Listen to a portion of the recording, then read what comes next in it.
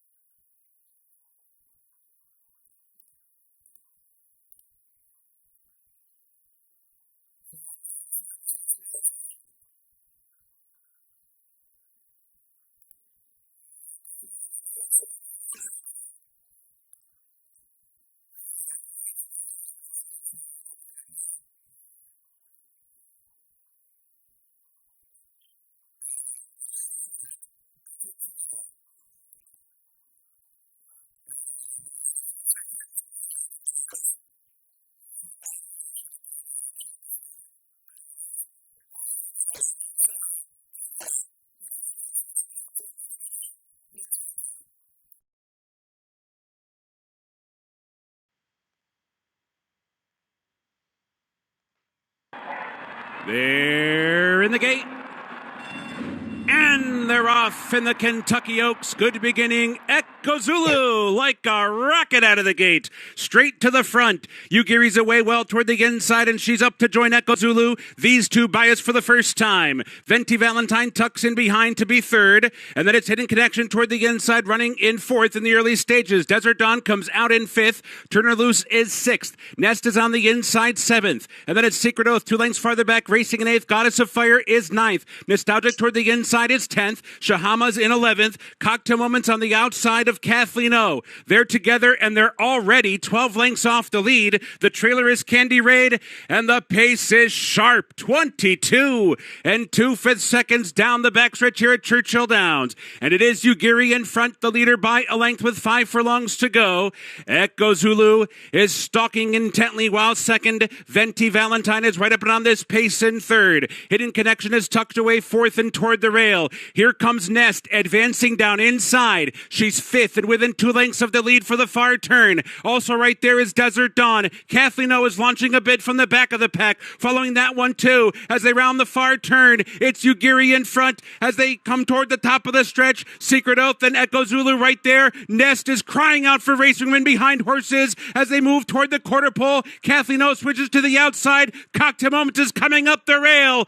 Off the turn and into the stretch. Echo Zulu's digging down deep on the lead, but Secret Oath has rocketed by. It's Secret Oath in front, opening up, but Echo Zulu's gonna fight on toward the rail. Nest is coming. Desert Dawn is there. Final 16th. Secret Oath wanders over to the rail. She's clear by 2. Nest a final try, but Wayne can still train. Secret Oath wins the Kentucky Oaks. Nest was second, and then it was either Desert Dawn, Kathleen O. Echo Zulu ran hard. She settles for 5th. Hello, everybody, and welcome to the Reprieve Media CIC double handful coverage of the 2023 Kentucky Oaks. We're going to take a look at all the 14 runners, and I've got one of the also eligibles down. My co-host, all the way from Sherman, Illinois, is going to give her views on each horse. And at the end of the process, we're hopefully going to steer people towards some horses that might run well in this race. When it comes to picking the winner, wow, this is the cream of the crop horse racing. You know, well-bred horses, all trying. You know, all people can do is sort of take a look at the horses and think which one they think has the best chance. But for now, I'm going to check in with our co-host today. All the way, there she is, all the way from Sherman, Illinois. She's got her pink on, ready for the roses in tribute to the Kentucky Derby. And the Oaks, all the way from Sherman, Illinois, Monica McCarthy. Monica, welcome back, and how are you today? I'm doing very well, thank you. It's good to have you back. How are things quickly in Sherman, Illinois, before we crack on looking at this race? Everything in Sherman, Illinois, it's bright and beautiful today. Fantastic. Nice spring day. Fantastic. I mean, how excited is America at the moment for the Kentucky Oaks and the Kentucky Derby this weekend? On a scale of, say, 0 to 10, how excited is the nation? Always a 10. Everybody watches the Kentucky Derby here. Absolutely. Not so much the Oaks, but we'll do. The fillies will surely come to prominence one year. And so we're going to get cracking with the Kentucky Oaks, which is actually ran on the Friday. The Kentucky Derby is ran on the Saturday. So what we're going to do is we're going to do the Oaks first, and then by the miracles of science, it's currently 5:22 pool time. Myself and Monica are so important on this planet. We've had to invent our own time zones, so we can keep up. I know it's Monica time is 6 hours behind me, so I'll let you amateur mathematicians work that out. So we're going to crack on with the Kentucky Oaks now, and I'll start, Monica, if you like, with the first runner, which is Mimi Kukushki. I'm sure the commentator will have fun with that one. It's won 3 out of 5 races. I think this one is interesting because it's actually been leased to Godolphin for the day. It's down, and the owners are down as Godolphin Lee C. All I can figure out why, it's because it's a horse that is actually, the form of it has come from Maidan, this recent Maidan festival. It's actually won the UAE 1,000 Guineas, and it's also won the Group 3 UAE Oaks. So that's how it sort of ended up in the Kentucky Oaks, and it's been leased to Godolphin for the day. So I imagine it's going to run in the Godolphin colours. It's from family 2-0. I couldn't really find a lot, really, to recommend this one. I'm not sure about the Dubai form either against the American form. I've seen better Dubai fillies running this race and in American fillies and American races after the Dubai and get beaten than this. There's the damn right moment, though. She was a dual Group 2 winner. And I could find out that she was from the family of a horse that won the Belmont in 1964 called Quadrangle, a horse I've never heard of. Monica, what do you make of this one? I mean, hard to say, isn't it? It's hard to say. It's kind of lightly raced. Like you said, it's won 3 out of 5. It's by City of Light, which is a Pegasus winner out of Right Moment, as you mentioned, by Vicker, owned by Godolphin. And the trainer kind of has a good story, so to speak. The trainer was born with only 10% of eyesight. So he's blind now. And I watched a video about him, and it was kind of an interesting story. I cannot pronounce his name. That he's blind, obviously, but that's fantastic that you've actually found that. They've actually took the time to, for that sounded bad, didn't it? It's actually brilliant that you've actually found out time to find that out. I mean, I never knew that. Who actually trains it, Monica? Have you got the man's name there? Yes, it's Salim bin Ghadair, Ghadaer. Yeah, has he got 10% eyesight? Has he? I never knew that. He's actually one of the famous trainers in Maidan. He trains quite a lot of horses out there. Normally wear pale blue horses. Oh right, I never knew that. I never knew that he suffered with a loss of eyesight. Well, makes his accomplishments out there even more incredible, really. I mean, he's trained some good horses out there without any shadow of a doubt. I mean, what do you make of the chances of this one then? It's hard to weigh up, isn't it, against some of them? I don't give it much of a chance. Honestly, I just really can't make a case for this one. No, I mean, me neither. I mean, what I'm going to try and do moving forward with one, theoretically, we can't dismiss any horses. Every horse in every race has got a chance of winning. It has. So, obviously, with 1 being next to no chance and 10 being an excellent chance, I'm gonna put Caruccio in at a 2. I mean, I can't give it much chance, but there's probably others that I would give less chance to than that. Right, Monica, I'll let you lead on to this one because this is an interesting one. The Alice Look, I'm going to pronounce it as. I mean, Monica? Tell us about what you found out about that one. The Alice Look is trained by Brad Cox, and Javier Castellano will be the jockey for this one. The owners are Thrash, Ike, and Dawn. 3 good blokes, I'm sure. It has grossed to date 190,528. It's by Connect out of Foul Play by Harlan's Holiday. It's been working out well, and it's the longest price in Brad Cox's barn. He has 3 fillies in this race, and it morning line is 15-1. What do you think about this horse, Paul? Very interestingly bred horse, this one. But people have to go a fair way back to find it, though. The Alice Look, like we say, it's won 2 out of 6 races I've got written down here. The form of it, the form is just not there. It's a listed winner, and it was 3rd in the Group 2 Fairground Oaks on its last start. It's from family 9F, though, which is Believe it or not, one of my favourite families. The fourth dam, you have to go back really before I had to look for the fourth dam before I found any group winners though. The fourth dam, Future Pretense, is a dual Group 1 and Group 2 placed mare.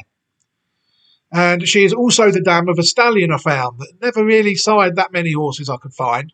It won a Group 3 called Mr. Jester. It sired a few horses though. You'll have to trust me on that. It is when people go back to the 8th dam though that this horse gets very interesting. Very interesting. The 8th dam, Levy, Levee. Well, she actually won the 1956 Group 1 Country Club American Oaks.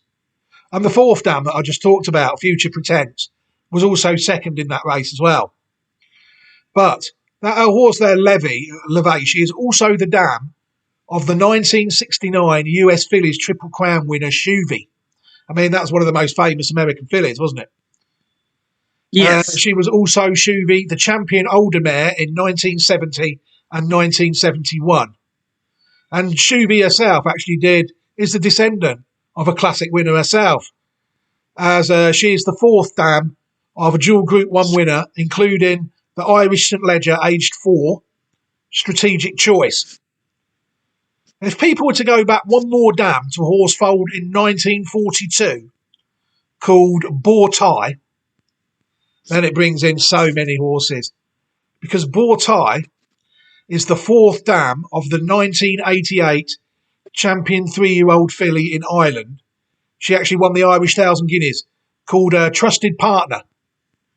And she is the dam herself of no other than my favourite broodmare of all time, Polished Gem. You know, she is the dam of Free Eagle. She's the dam of Search for a Song, who won 2 Irish St Ledgers. She's the dam of Kyprios, that won all them staying races last year.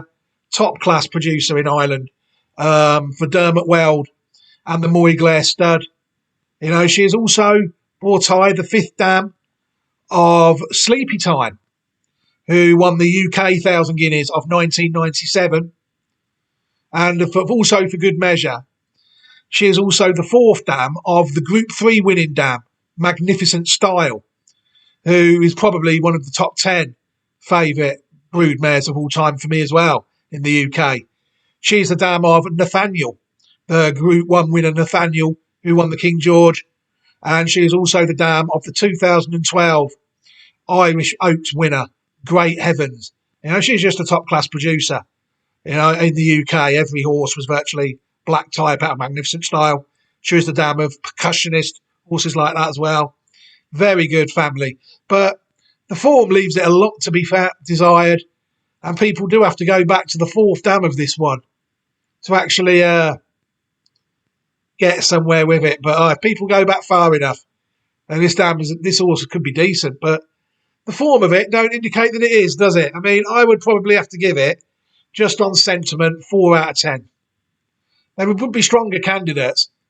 But if it was to win, I'll be proclaiming my genius from the rooftops, because it is in there. Because it is in there with this horse. It is in there. But people have to dig very deep for it.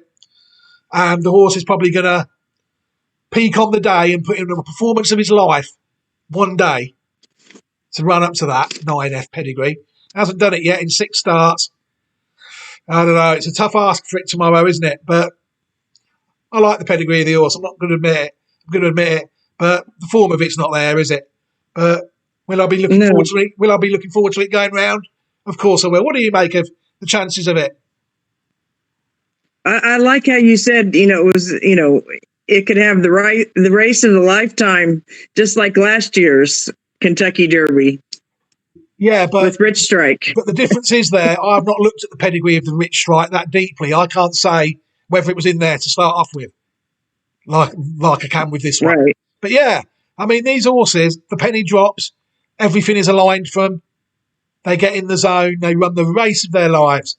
And I'm going to say that the race of this horse's life is probably very good. Very good. Will it be tomorrow? Who knows? I mean, it's a tough one, isn't it? Very tough race, this one. Right, I'm going to move on to number 3 now. Named after you, Monica, Gambling Girl. Yeah, Gambling Girl.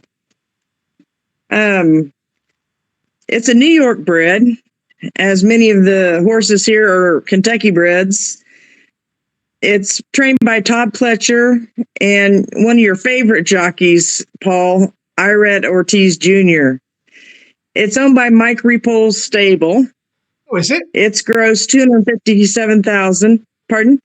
Oh, is it really? The same people that own Forte? Yeah. Why would he not run Chocolate Gelato instead of this? I mean, to me, I've looked at both of them fillies, and Chocolate Gelato is a better bred filly than this one. Oh, I'm going to look at this one again now. Then I never knew that. Carry on. And it's gross $257,410. Its morning line is 15-1. It's ran 9 times, 2 firsts, 2 seconds, and 2 thirds. It ran at since it's a New York bred, they kind of went the New York way, and the last race was it was second in the G3 Gazelle Stakes with a speed figure of 88. It was fourth in the Grade 3 Honeybee at Oaklawn Park with a speed figure of 86. And at 2 years old, it ran back in New York at Aqueduct, and it was third in a G2 with an 81 speed figure. It looks to be it's breezing well, working out well. It's had a couple works at Churchill Downs to get familiar with that track. That's what I have here. Yeah, I mean, like you said, 2 wins out of 9. Group 2 and dual Group 3 place listed winner. I mean, that to me, after 9 starts, sort of exposes the horse maybe for the level that the horse is regarding form. Which is quite a shame, really, because, again, a bit like the one above, a bit like the last one, 22C this one is, Family 22C. And it's in there again with this one, because the third dam, Felicity, not going as far back this time. There's not many group dams on the first 5 or 6 with form themselves. But the third dam, Felicita, she is also the dam of Triple Group 1, Dual Group 2 and Triple Group 3 winner Take Charge Lady. Famous horse. She is the dam of Dual Group 1, Triple Group 2 and Group 3 winning stallion Will Take Charge. And he sired 14 individual stakes winners in the USA and Peru. He's unfortunately had to go to Peru as well. We talked about that off air. And also, she is the dam of Group 1 and Group 2 winning stallion Take Charge Indy. And he has sired 15 individual stakes winners so far. And also, as time goes by as well, a Group 1, Dual Group 2 and Dual Group 3 winner. And she is also the second dam of Omaha Beach, a Triple Group 1 and Group 3 winning stallion Omaha Beach, who got injured in the Classics in his 3-year-old campaign, but came back and proved himself to be a good horse over 7 and maybe even 6 furlongs. I mean, to me, Monica, I don't think the form of this one is good enough. You know, it's a nicely bred horse, but I think the form has sort of shown what it is. I mean, I wouldn't give it, if I gave the last one 4, I'd have to give this one 3. I mean, it's going to be difficult for it, I think. But a nicely bred horse, nonetheless, I think. The next one, I'm not really as strong on as some of the others. South Lawn. It's won 3 out of 7 races. Although she did win the Group 2 Fairground Oaks on her latest start. She's from a family 1H. The dam was actually Group 2 placed at 3. And the third dam, I actually do remember, she actually ran in England, called her Salut d'Amour. She used to be trained by Jeremy Nasida. She was a dual Group 2 placed listed winning sprinter in the UK. And she was half sister to a Group 2 placed dual Group 3 winner in the UK as well, called Regime. The fourth dam, Juno Madonna, she is the second dam of dual Group 1 placed, including a horse that was disqualified when passing the post first in the 2010 UK 1,000 guineas called Jacqueline Quest. She herself, though, Jacqueline, is doing very well in the shed. If people were to look at the pedigree record of Jacqueline, they will see that she's bred every horse she's bred has been a black type horse. She's doing well. She's all bred the 2018 Breeders' Cup Juvenile Turf winner, Line of Duty, who sadly died aged 3. Oh yeah, 5 of her 7 foals to race have gained black type. Very good. And there's one going around this year for people that are interested in this line. Jackie O, a horse by Galileo, was placed in the listed Salsabil Stakes in Ireland this year, April the 22nd. There is one going around in Ireland as well as this one going around in America. They are quite closely related. But to me, I can't fancy this one. Not much historically as well I could find on this one. I'm going to have to... I'm loathing to give a horse 1, but I'm going to have to... This will have to be my first one of the race, I think, Monica. What do you make of Southlaw? What have you got written down?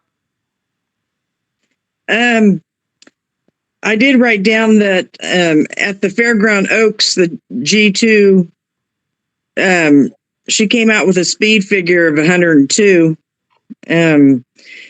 beating Pretty Mischievous and also the Alice look that we talked about earlier. Yep. By 3 1/4 lengths. So she might be starting to straighten out.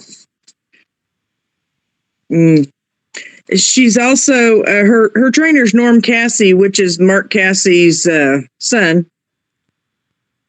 and owned by Robert Masterson, and it was bred by Windstar Farms. And she had a bullet back on April 20th, running 5 furlongs at 58.80, and she was 1 out of 20 that ran 5 furlongs that day. So she's working out good too. We'll see. I kind of like this horse, but we'll see. We'll see on Friday. I remember Regime going round in England. Michael Bell used to train it. And Salute d'Amour, I remember going round quite well as well. It's not a top class damn line to me. But like you said, the horse is running well and it deserves to take its chance. It's obviously got some sort of chance. I'd be surprised if it won though. As I would be the next one, Wonder Wheel. We've talked about this one in previous shows. The horse is 4 out of 7 now. Dual Group 1 winner at 2. It won the Breeders' Cup Juvenile Fillies. However, I think her form at 3, beaten at listed level on her first start. And then she looked held in the Grade 1 Ashland Stakes on her last start, I do think, as well. She's from her family 12B. I've always passed on the horse on pedigree, and I'll be passing on her today. I think she'll have to prove all the doubters wrong. I can't rate this higher than a 2, even a Group 1 winner. I've never been with the filly, unfortunately for her. What do you make of Wonder Wheel's chances, Monica? Yeah, I think she did much better in her 2-year-old career than her 3-year-old. Like you said, she slowed down and ended up 6th in the Ashland Stakes. And also she ran 2nd in Tampa Bay at the Suncoast Stakes. And Ashland is a Grade 1 and Suncoast Stakes is just a listed race, not that impressive. You could, maybe use her in exotics, but I'm not so sure I would even do that. She's by Into Mischief out of Wonder Gal by Tis Wonderful. Wonder Wheel. Yeah. I'm not, her morning line is 12-1, which I can understand that, but I'm not really high on this horse either. No.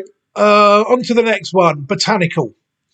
This one to me has got plenty to find on form. It's won 4 out of 6 races though. So a good high strike rate. It's a dual listed winner only. And it's never raced in group company. Why not go for the Kentucky Oaks on its first group start? It's a dream for the owners, I should imagine. It's from a family 11G.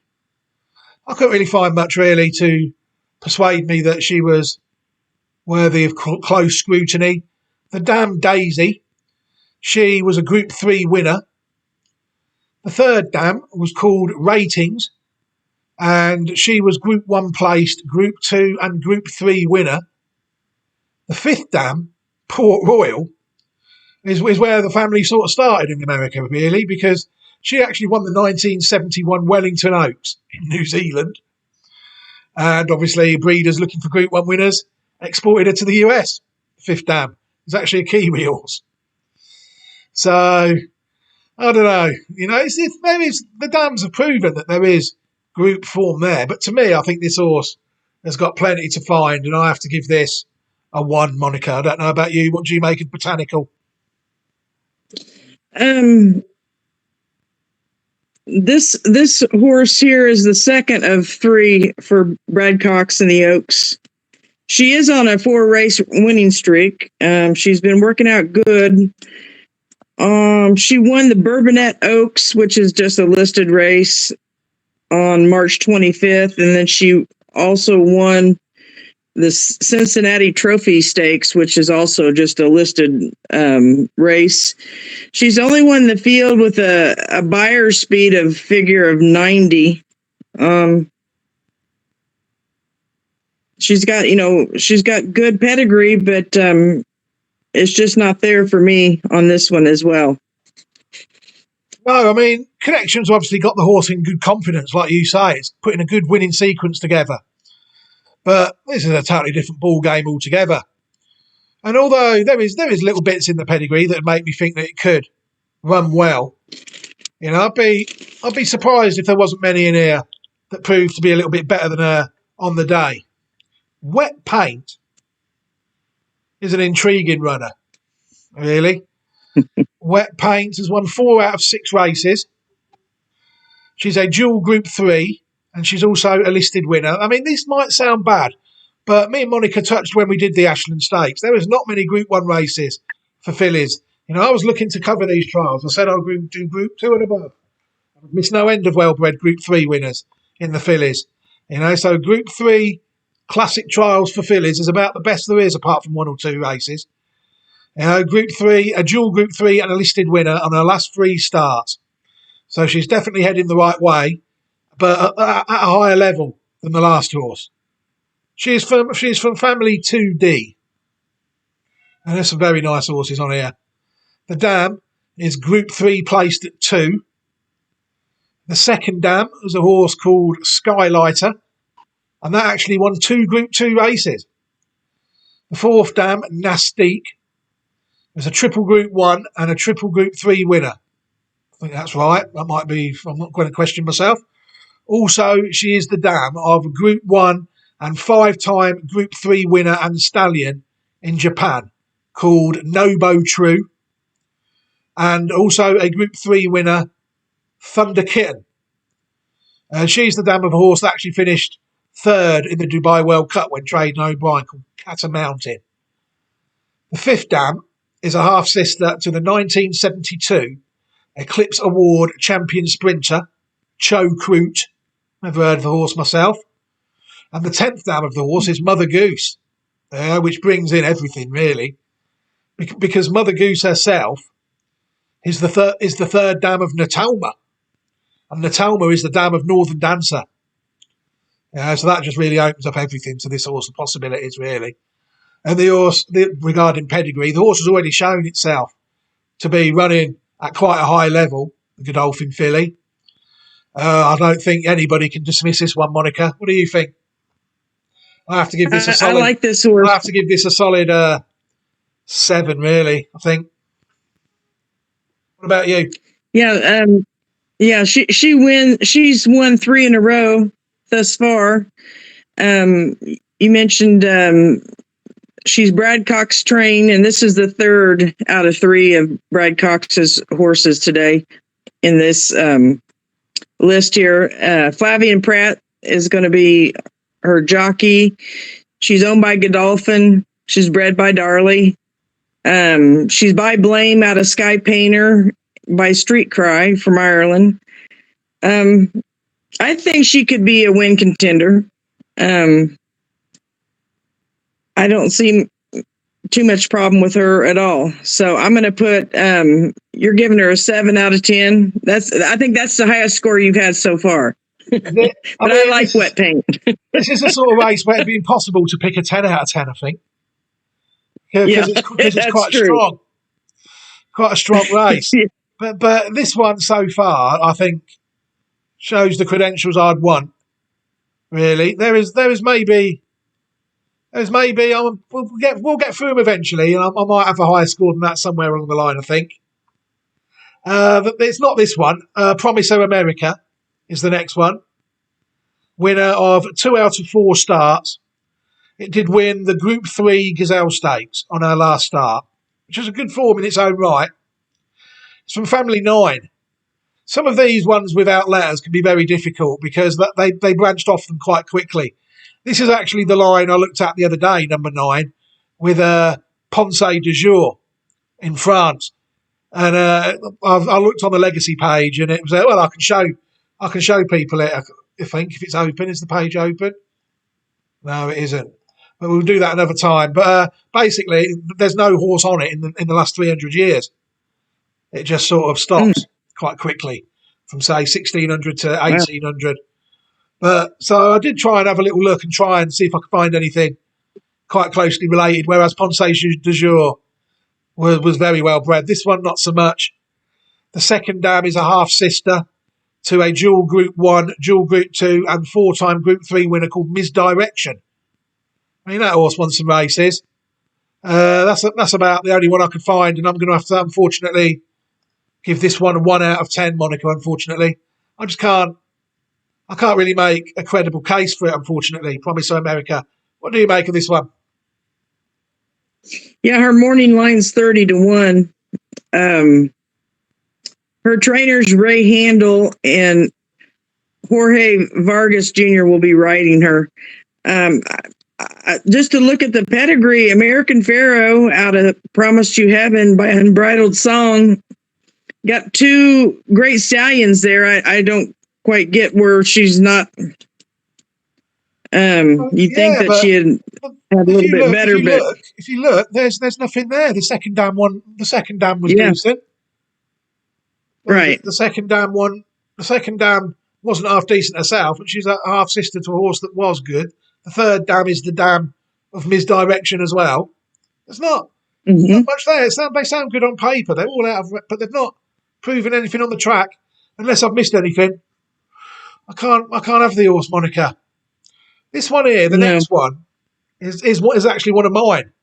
I actually identified this one at 2. It was one of my horses that I spotted at 2 that I was hoping that could make it to the Classic. So I've actually got one here, at least, called And Tell Me No Lies. It's won 3 out of 7 races. It's Group 1 and Group 2 winning 2-year-old, a bit like Wonder Wheel, you see. The form is probably a little bit better at 2 than it is at 3 so far. It has been placed in Group 2 and Group 3 races on its last 2 starts at 3. You know, to me though, it's from family 14F, and I noticed that the dam of the horse was actually placed in a Group 1 and won a Group 3 and won a Group 3, and she is actually a half sister to Group 1 and dual Group 2 winner, a horse that was placed in the 2008 Preakness called Macho Again. And then I had to go all the way back to the 7th dam to find the hope I could find that this Group 1 winning 2-year-old could make a Classic horse at some point if things went well with it. And the dam of it, the 7th dam, Hastra, she is also the 2nd dam of the 1957, yeah, I know I'm going back a few years for this one, 1957 UK 1,000 Guineas winner called Rose Royale. I mean, to me, I've sort of gone off the horse a little bit since I identified it. It was well beaten in the Breeders' Cup, you know, and then since then it hasn't won a race. It's been placed twice in group races, which sort of has exposed the horse, really. I mean, even though it is one of mine, it'd be hard for me to give this on form anything more than a 5 at the moment. 5 out of 10.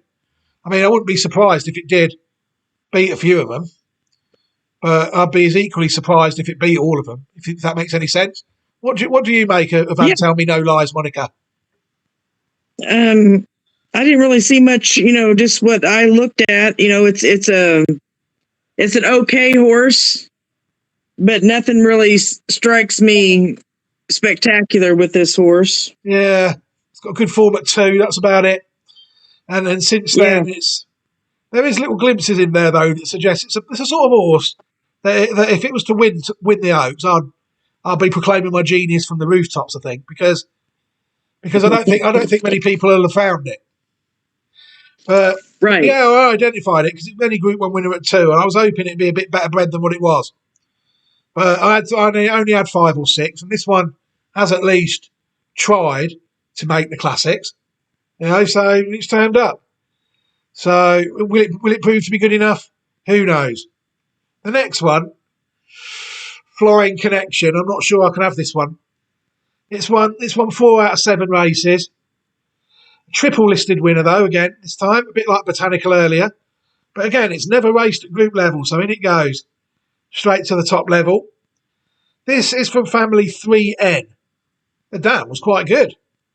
The dam was dual Group 1, Group 2, and dual Group 3 placed triple stakes winner. You couldn't knock that. A good solid career. The second dam, called Ruby Surprise, she was actually a dual graded winner as well. Group 2 and a Group 3 winner. And then, though, it sort of tailed off a bit then as I went further back. I got to the 4th and the 5th dam. I couldn't really find anything about then. So it was off to the other side then, and I found then that the 7th dam, Traffic Court, she was the champion US broodmare of 1954. So she's the dam of the 1954 Preakness winner called Hasty Road. But to me, there wouldn't be as much in there. What I don't like is the big gap in between listed and Group 1 in this race for a couple of them. And this is another one that hasn't really proved that it belongs in a group race, yet alone a Group 1 race. You look at the pedigree, there is odd bits. Both dams, first 2 dams have proven to be group winners, Monica. So I have to rate this one as a 3, I think. I can make a slight case for it, but not as strong as others. What do you make of this one, Monica? Flying Connection. Yeah, I just didn't see much, it won the Sunland Park Oaks out in New Mexico. Todd Fincher is the trainer, and he's a very well-known trainer in New Mexico. And Florent Giroux is going to be riding her, but I just didn't see much with this horse, to be honest. It's working out good. It's had some good speed figures, but listed races don't win Kentucky Derbies. That's kind of where I am with this one. I'm just not real high on this horse. If people look at the American horse racing database I use called Equibase, and they go to the stakes entries tab, then people will see just how many of these stakes races there are. And I disregard it totally. If I put, there'd be some horses in here where all the 5 dams have won stakes races, and they've all bred stakes winners, but not graded races winners. If I included all them, I'll be there all day. I just don't include them for that reason. There's just so many of them. Obviously, if it's won a triple stakes winner and it's been placed in a Group 1 race like the first dam, then I'll mention it because it's obviously ran well in group races as well as won listed races. Fair play to it. But to me, I think there's stronger candidates in the race than this horse, Monica. I'm with you on that one. Defining Purpose is a horse that is interesting. It's won 3 out of 7 races. I mean, I will still call it a shock Group 1 winner on her last start in the Ashland Stakes, where it defeated Punch Bowl and Julia Shining. There's also a listed winner as well. So there you go, you see, that listed winner was a massive price and it jumped into Group 1 and it won. People cannot dismiss these horses. I dismiss them lightly and look what happened last time. It's from family 4R, you see, and I had to go all the way back to find any sort of classic form. It's from the family of the 1924 Belmont winner, Mad Play, and the 1957 Kentucky Oaks winner, Laurie L. I mean, it beat 2 well-bred horses last time out. There wasn't really much of a fluke about it. The horse ran well.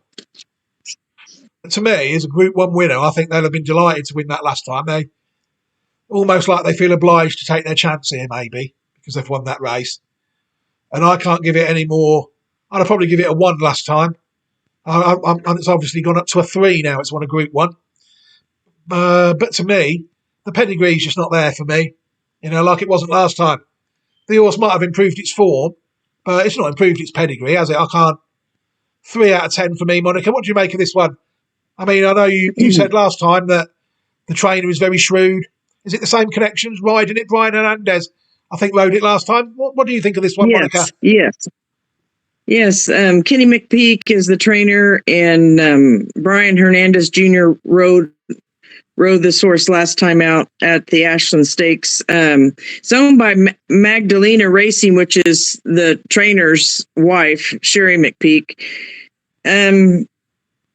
It pressed the pace in the Ashland and did well, but typically if a horse runs a race like this one in the last race, it doesn't do well in the next race. Just a rule of thumb there, but I'm not super high on this horse.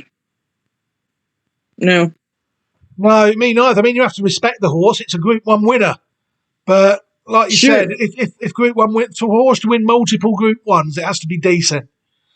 And I would have loved to have seen a stronger pedigree than that to sort of persuade me that this horse was capable of stringing a few wins together.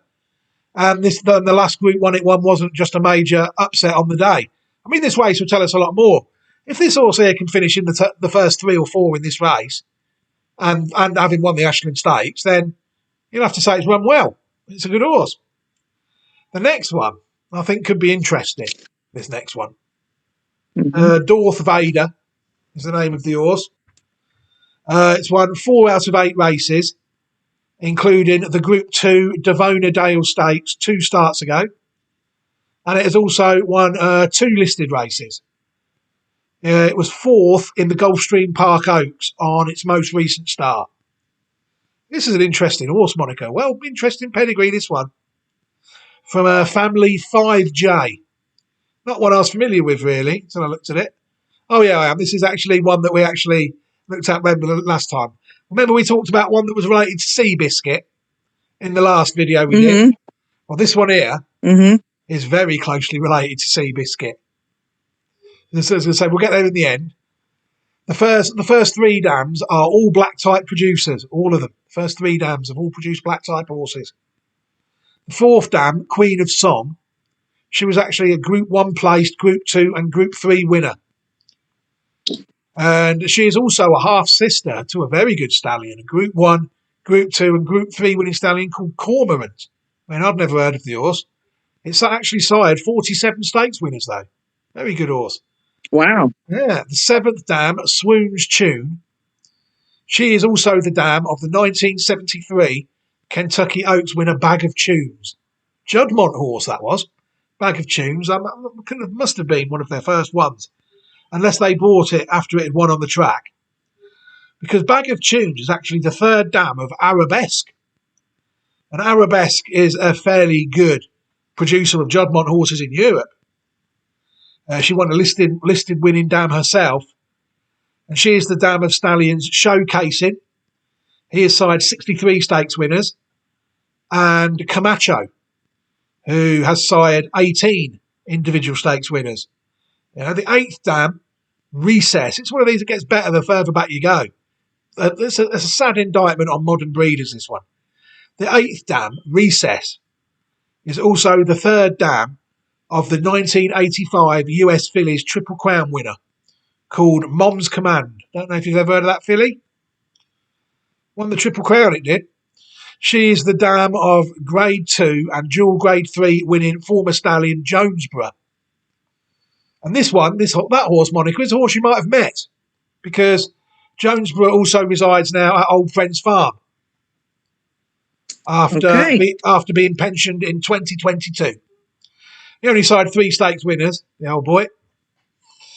The 12th dam, Balcanoia, foaled in 1911, is the 3rd dam of Seabiscuit. Very interesting. I mean, I'll be amazed if there's a closer relative of Seabiscuit running around anywhere in the world than that. It's won a Group That's 2 right. it's won a Group 2 on its last start. I mean, I gave the other one a 7, didn't I? 7 out of 10. I mean, I can't give that this one any higher than this. But the form is there. The form is good. I have to give this one a good chance of getting involved. A strong 7 as well, Monica. I mean, what do you make? It seems to tick a lot of boxes to me. It's got speed and stamina in its pedigree. You're right. You know, I might not be a fan of stallion races, sprint races, but Showcasing is one of the best size of sprinters in Europe.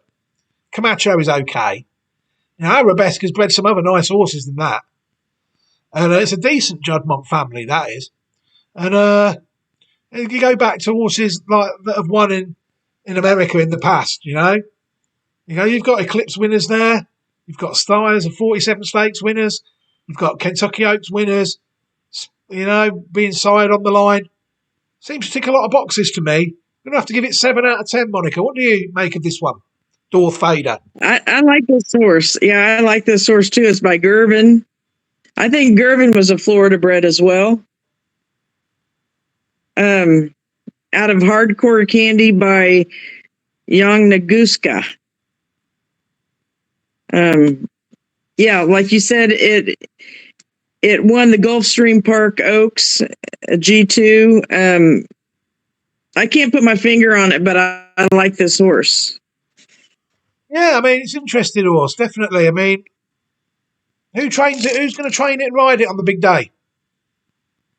Mike Yates, which I'm not familiar with, is the trainer, and Louis Saez is the jockey. So we know how Louis rides. So yeah, he'll do his own thing. He can take him in and out and in and out. Yeah, he'll do his own thing and totally disregard everybody else in the race. I mean, to me, it's an interesting one. Whether it's Group 2 winner, there's not many of them about in the race. Affirmative Lady is the next one. That has only won 2 out of 6 starts, but it did win the Group 2 Gulfstream Park Oaks on her last start. I mean, this one is from family 1G. I mean, there wasn't really much in here to recommend it for me, unfortunately. The dam was dual Group 3 placed. The third dam was called Full and Fancy. She actually was a dual Group 3 enlisted winner, so she did a little bit better. Then, though, I had to go all the way back then to the 10th dam, Fairy Day.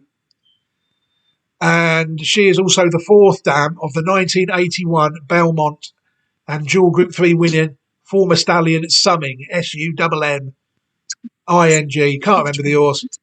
Sired 17 stakes winners, though.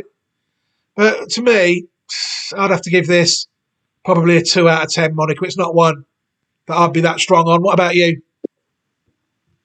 Yeah, like you said, it won the Gulfstream Park Oaks by 2 lengths. Its morning line is 10-1. The posts 13 and 14 both are going to have to deal with an outside post. That's kind of going to hamper perhaps these 2 last horses. Yeah, I'm not real high on this horse either. And then the last horse is the Pretty Mischievous. It's a Kentucky bred. It's trained by Brendan Walsh. It's a Godolphin horse. Tyler Gaffleone is going to be riding this one, and outside post is going to be an issue again. Its morning line is 10-1. It's had 6 starts, 4 firsts, 1 second, and 1 third. The first 2 starts were at Churchill Downs, so it should be very familiar with Churchill Downs' course. What do you think about this one, Paul? Well, yeah, I like the horse. Actually, one of mine, this one. I do actually like it. I'm slightly concerned, though, that you mentioned a bit about the wide post. Hopefully it won't give up too much distance at the start and just manage to tuck in nicely and sort of run quite well. You know, it's like you said, it's won 4 out of 6 races, Group 2 enlisted winner. I was just disappointed it got beat last time out. It won before that. And then I was thinking, that's lovely, that is. Let's run it after winning that Group 2. Let's go to the Kentucky Oaks now on the back of the victory. And I can get right behind this one and start roaring it home. But then it got beat second in the Group 2 Fairground Oaks last start. And they didn't really look to be that many excuses for it, I think. And you've correctly told me that it's not got a good draw. To me, that's the best bred horse in the race, without any shadow of a doubt. It's from family 1X, which is the La Troyenne line from 1926. Ironically, there is a race called the La Troyenne Stakes on this card. But I think it must be for older fillies. I'm not sure. I've not even looked at the race yet. But this one here, I just wish it hadn't lost last time out. I thought ruined my expectations, I think, a little bit. The dam of it, Pretty City Dancer, she was a Group 1 winner at 2. And she was also a half-sister to a Group 1 winner called Liz Princess. There's not a lot, though. Some of these 1Xs you could be reading, like when we do the Kentucky Derby a bit later, you will hear that Forte just goes first dam, second dam, third dam, fourth dam, fifth dam. You think, wow, there's not many gaps here. People can trace this back quite easily. The fifth dam I had to go back to on this one. The fifth dam, So Social, is also the third dam of the 1993 Preakness winner and Eclipse champion 3-year-old male called Prairie Bayou. I don't know if you remember that one. It was quite a sad story in the end. It won the Preakness. I think it was second in the Derby. It was the Kentucky Derby. Then it won the Preakness. And then it ran it in the Belmont and it broke down and died on the track. Prairie Bayou. I don't know if you remember that one, Monica. No, I don't. That was 1993. It did win a classic, though. But then when people go back to the 7th dam of this horse, they will see that it is businesslike. Now, that is the 7th dam, and that is a horse that brings in, a bit like the last one we did with Northern Dancer, where it brings in a lot of horses. A businesslike, that brings in a lot of horses, the same as Mother Goose, really. It's just a dam. There's just a dam that you look for. Do you know what I mean? You think, jolly good, got one here. The 7th dam, businesslike, is also the 2nd dam of Buck Passer, the legendary American horse, Buck Passer. Through Boo Sander is the dam of Buck Passer, and Boo Sander actually did win some races as well. So as well as being the 2nd dam of Buck Passer, she is the 6th dam of Sky Mesa as well, stallion Sky Mesa, and she is also the 7th dam of Maxfield, another Godolphin horse that we followed a couple of years back. You see, so this, if you like Maxfield, you're into this one as well, really. But this one, Maxfield had better first, second, and third dams than this one. The 6th dam of the former stallion Bernstein as well, who sired 85 stakes winners, and the 8th dam only. The 8th dam is the foundation mare of 1X, La Troyenne herself.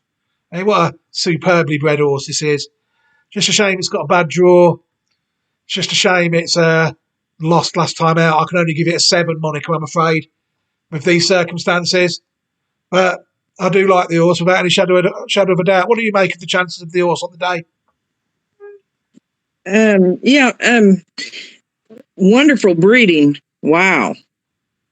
The long shot, we could throw it in as a long shot too. Yeah, I can tell that you're just not happy with this wide draw. It's concerning you. But me as a renowned disregarder of draws throughout my life, apart from probably a few meetings at Royal Ascot. But it's, to me, if the best horse can overcome these things like that, with luck in running, it's obviously going to complicate things. Obviously it was drawn in the middle. It could just run any race. I can't see Tyler using up too much pace to get to the front of it and possibly tiring the horse out. I think he's going to have to tuck it in and ride it for luck. Just hope she's good enough at the end to weave through the pack. I mean, lovely horse. I mean, I've got the 1X double with Forte's 1X as well. And this one's 1X as well. Okay. So maybe 1X can take out both classics, and that's why there is a race called the La Troyenne Stakes on the card, Monica. There you go. Yeah, There you go. time will tell. But if this would have been a solid eight, or maybe even a 9 against this lot, if it hadn't lost last time out, and if it had a better draw. But I've had to temper my expectations a bit. And if it does manage to win, what I'll do is I'll just upgrade the performance. Yeah, I'll just upgrade the performance than I would normally. So yeah, that is the 14th and last winner of the Kentucky Oaks. You are in fact correct, Monica. I will mention touch one quickly of the also eligibles that fell into our lap, because it's Julia Shining. I mean, I wouldn't mind this horse getting a run, Monica, if it could. Yeah. It's a horse. It's a horse we both picked in the Group 1 Ashland Stakes last time out. It's only raced 4 times, winning 2. It was placed behind the horse that won earlier, that we talked about earlier, Defining Purpose, and Punch Bowl, who hasn't even been declared for this race in any way. So if it can move forward from that race, it's primed for this. It's actually, like we touched on the pedigree, people might not have seen the Ashland Stakes video last time. So it's obviously a Group 2 winner at 2 as well, this horse. It's a full sister to a champion 3-year-old filly of 2021, who actually won the Kentucky Oaks, Malathat. They'll be busting for a run, Stoner Street Stables, I think. And 2022 champion older dirt female, Malathat. The dam, Julia Shining, was a Group 1 winner at 2 and a Group 2 winner at 3. 4th in the Kentucky Oaks, 2013. And the 2022 Broodmare of the Year. I mean, this is what more would you want in a classic? Half sister to a Group 3 winner, Dream Pauline. And dual stakes winning stallion, Atreides, who only side 3 stakes winners. The second dam is a dual Group 1, dual Group 2 and Group 3 winner. The 4th dam was placed in 3 French listed races. There's not much historically, but this family, I'm sure Stoner Street will say we're on about making our own history here. You don't need to look past the 3rd dam with ours. So case made. After 3 dams, really, with Julia Shining. If this was to run, I'd have to give it a 6, Monica. Right. It's a filly I do like. Agree. Yes. So we'll wrap up there. What we'll do is we won't give any selections now, but what we'll do is we'll preview the Kentucky Derby in due course, and then we will come back with a selection segment for both races, and we will do 3 of each, 3 in each race, win, place, and show, what you guys in America call it. Right, but for now, Monica, can I just say thank you very much for finding the time to preview the Kentucky Oaks in this fashion. It's very much appreciated. Thank you so much once again for having me. I always enjoy it. Thank you very much. It's always a pleasure having you, Monica. And we'll be back sometime this evening, I think. It is now midday Monica time. It's weird. I've gone through years of not knowing American time zones, but now it's called Monica time zone. Monica time, I can predict it quite easily. It's Monica time, 16 minutes past midday. So we will be back at some point to preview the Kentucky Derby, Monica, I think, today, yes? Yes. Okay, but for now, we will leave this here. Monica just likes to say goodbye to everybody. My name is Paul Newman. Thank you very much for supporting the channel and watching the streams as you do. Don't forget to check out the content on YouTube and Twitch, blah, blah, blah. Monica, over to you. Thanks again, and we'll see you soon. Bye. Bye, Paul Newman. Okay, goodbye.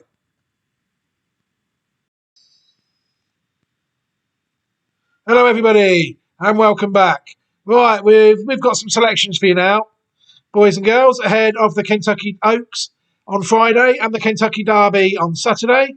But before we give some selections, we best check in back to Sherman, Illinois. And Monica McCarthy should still be there with us. Monica, are you there? I'm here. Fantastic. I mean, Monica, thank you very much for finding the time to preview these 2 races and to give some selections now. I mean, I'll go first here and you go first in the Derby if you want. Is that okay with you? Okay. Okay, the Oaks is tricky for me. I could have easily picked 5 or 6 here. I'm not really as strong here. My first selection is going to be Pretty Mischievous. And my second selection is going to be Darth Vader. My third selection, I've got to give myself some flexibility. If she gets a run, Julia Shining will be the third selection. And if she don't, I'll have the Alice Look. I mean, I'd have loved Wet Paint and the other, and maybe another one as well, possibly. It's a tough race, this. But I'm going to go with those three. Monica, what about you in the Kentucky Oaks? In the Kentucky Oaks, I've got Wet Paint, Darth Vader, and Pretty Mischievous. Yeah, I mean, I can see Godolphin. There they are. Yeah, there's the workings. Just in case Monica's maths teacher is watching. You know, she's worked it out all for herself, and she's come to the same conclusion as me. She thinks Godolphin will probably have a good night. I mean, this would not certainly be the first time I'd pick the wrong Godolphin horse. Chances are, I'll pick the wrong Godolphin horse more times in Australia after this race than I will before it, and possibly at Newmarket tomorrow. I haven't looked. You know, it's a game within a game. Pick the right Godolphin horse sometimes. Just when you think you've got the race suss, you notice they're both Godolphin horses. I've only gone with Pretty Mischievous because it's the one I identified before the race. And I think it is slightly better bred. But yeah, fantastic selections from Monica there. Obviously, we've got some good chances. Monica, can I just say thank you very much for giving them Oak selections. Thank you.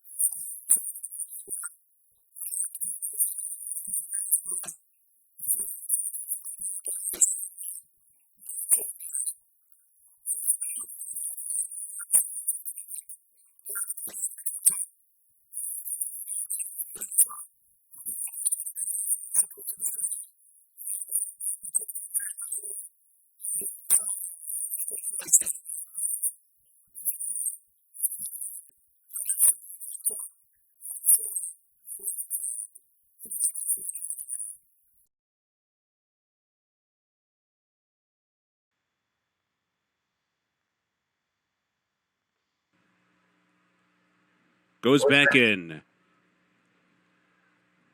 Ready for a start. And they're off in the Kentucky Derby. Good beginning, and Summer is Tomorrow takes it to him right off the mark. Straight to the front, and Crown Pride is showing speed too. And Messier is not far behind either. Taba toward the outside, past the Twin Spires for the first time. Summer is Tomorrow, setting the pace down inside, and Crown Pride is going to stalk the pace on the outside in second. Zozos comes on to be third. Messier with a great spot toward the rail in fourth. Cyberknife comes away in fifth. Taba's racing in sixth. Charge It in tight toward the rail while seventh. Epicenter comes out racing in eighth. Smile Happy is ninth. Pioneer of Medina on the outside in 10th. Zandon toward the inside 11th. Pratt is patient with him. And then it's White Abario racing in 12th. Classic Causeway far off the pace today in 13th. Tawny Port is 14th. Simplification is 15th by 3. Tis the Bomb is 16th. Rich Strike is 17th. Mo Donegal lingering near the back of the pack in 18th, followed by Barber Road. Happy Jack is the trailer. Down the backstretch run, a merciless pace, 45 and 1/5 seconds in the Kentucky Derby. Down the backstretch they go. Summer is Tomorrow, Crown Pride, and now Messier splits them and comes on through. Here's Messier now taking the lead for the far turn run. Crown Pride tries to go with Messier. Epicenter is on the move now. Epicenter's making progress as they round the far turn, and Cyberknife is there too. So too Smile Happy. Zandon is picking through the pack. Zandon is switched on, and here he comes. Charge It is there. White Abario coming with a wide sweeping move. Taba's trying to find a way through, as is Tawny Port, as the field turns for home at Churchill Downs. Epicenter running for the roses. He turns for home in front by 3, but Zandon is digging in, and here comes Zandon now. Zandon's closing in quickly. Simplification is late on the scene. Tawny Port and Barber Road, final 16th of the Derby, and it's still Epicenter. Zandon surging, and here comes Rich Strike down toward the inside. It's a wild finish in the Kentucky Derby, and on the wire, Rich Strike does it! Wow! A shocker in the Kentucky Derby. Epicenter ran second. Zandon was third. It's tight for fourth. Simplification or Mo Donegal. It is Rich Strike at 80-1.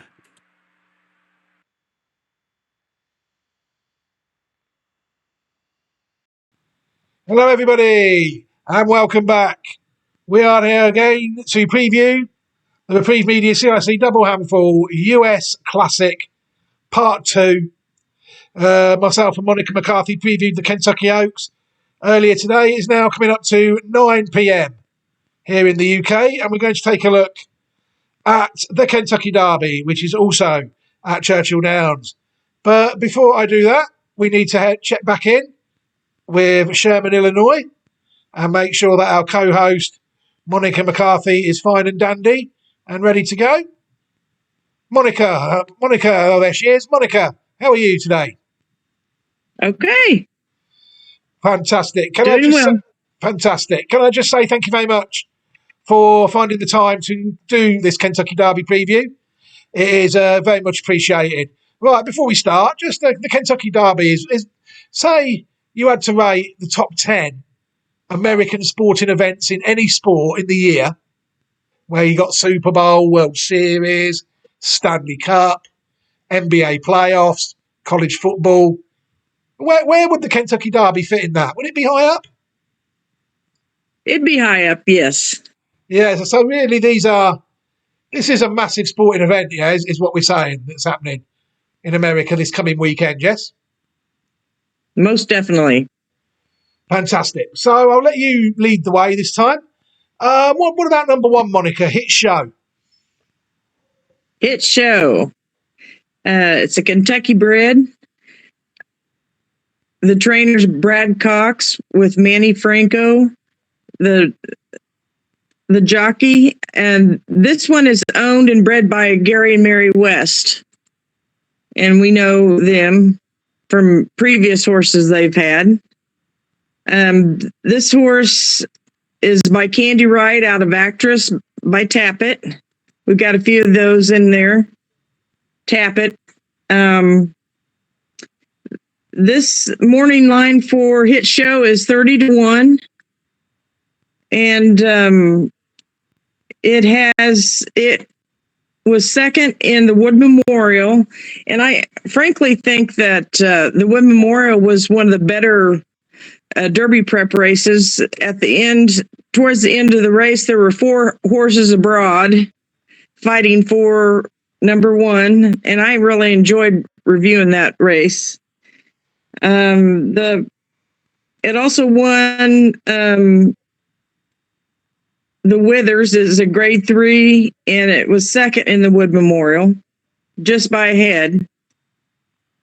It's been working out well. What do you think about this horse here, Hit Show? Okay, well, we have to mention the draw, don't we? Is number 1 the worst draw a horse could have got in this race? Not necessarily now with the new gate. Well, so it is. So being drawn stall 1 is not the damage what it used to be, say 4 or 5 years ago. No, you've got new gates and everything's a little bit better now. Yeah. Yes, very much better, I think. Okay, right. Well, the horse, like you said, excuse me, it's won 3 out of 5 races. Second in the Group 2 Wood Memorial. Withers winner. This is a rare one. It's actually an American family, a dam line, A1, one of the rare American dam lines for not a European dam line.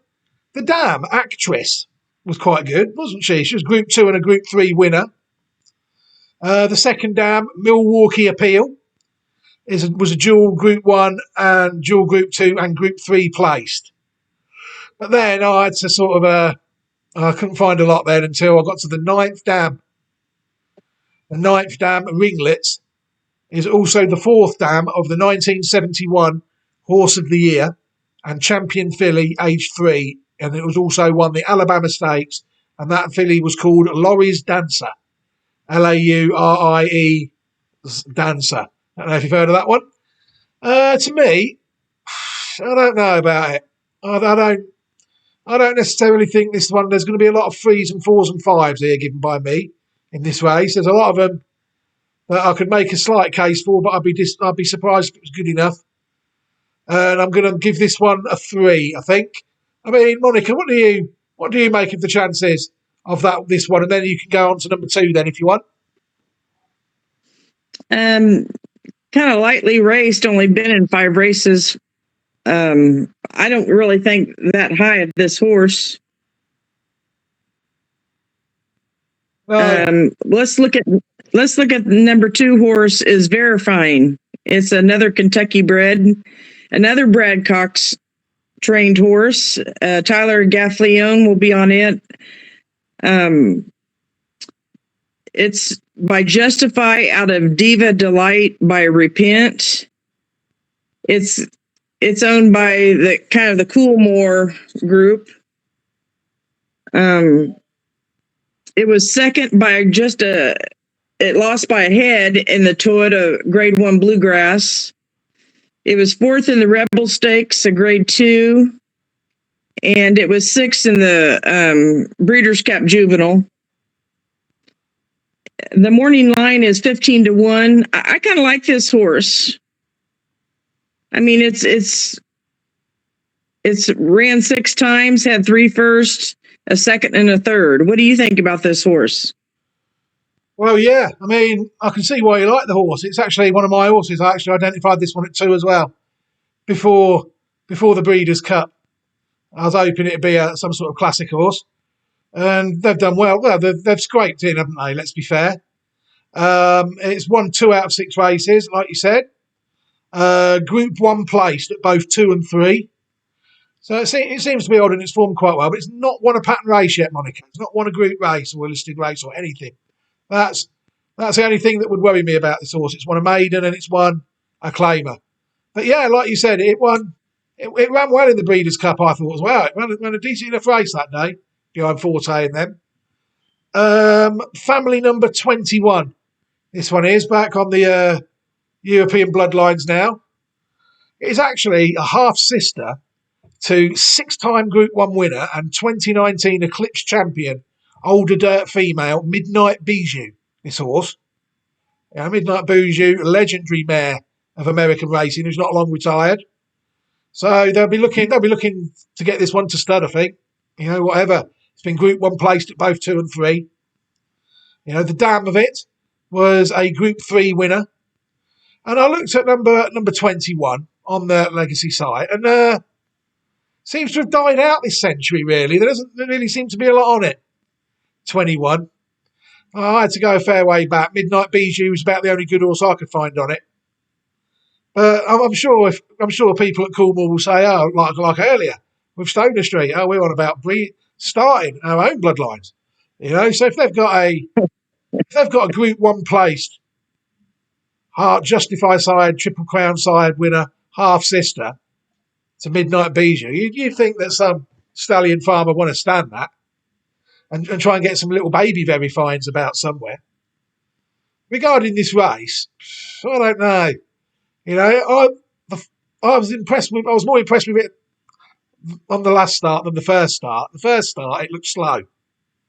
The second start, like you said, it was a good ding dong battle with Tappet Trice, who's in later on. Is that form good enough to win this race? Could be, couldn't it? One of them two. Tappet Trice will verify it. If verifying was to win, no one, and Tappet Trice was to be second, then I don't think people would be surprised. But I'll have to give it a solid 5 out of 10, I think, because there's better ones in this race. But yeah, I'm like you, Monica. I do quite like the horse. I do too. So we'll see how it gets on. I'll start now with number 3, Two Fills. This one is quite interesting as well, I think. Mm-hmm. And I'm not quite sure about the trip.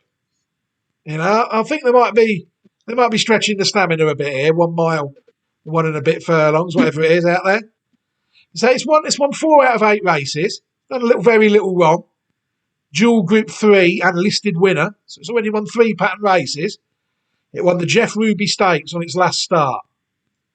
This one here is actually quite interesting if people go back quite a long way. It's one of them.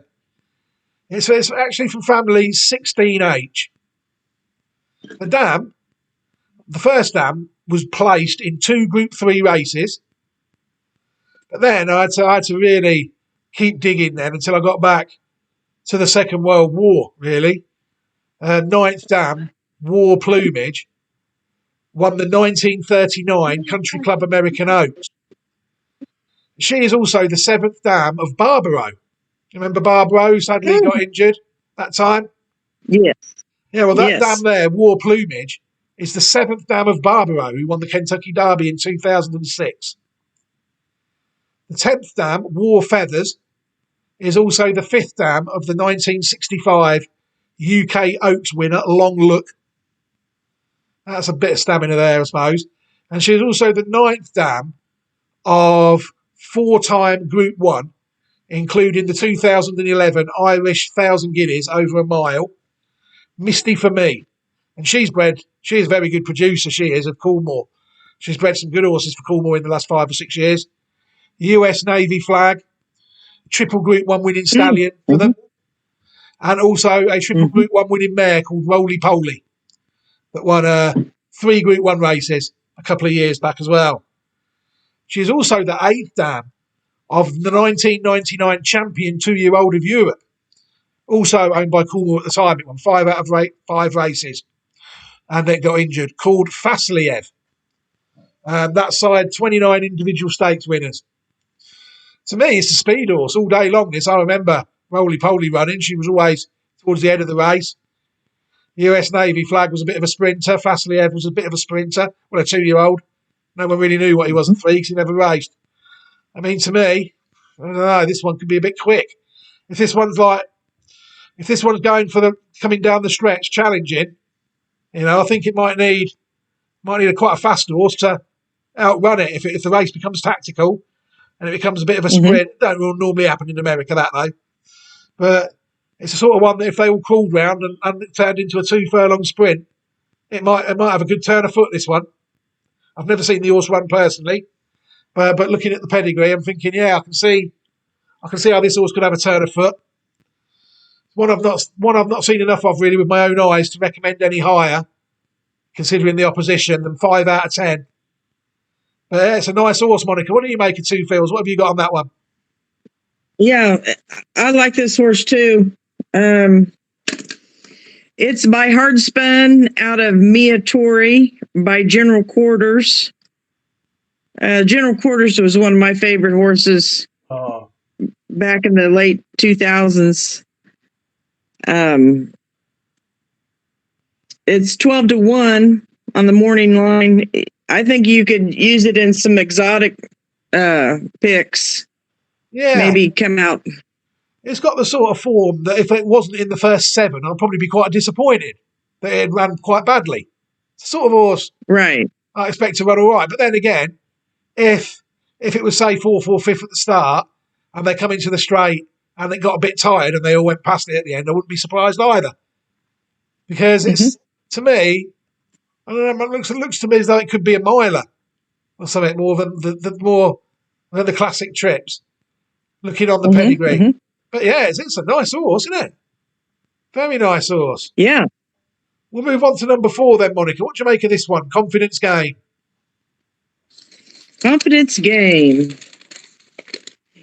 Morning line is 20-1. It ran 7 times, has 3 first, 1 second, and 2 thirds.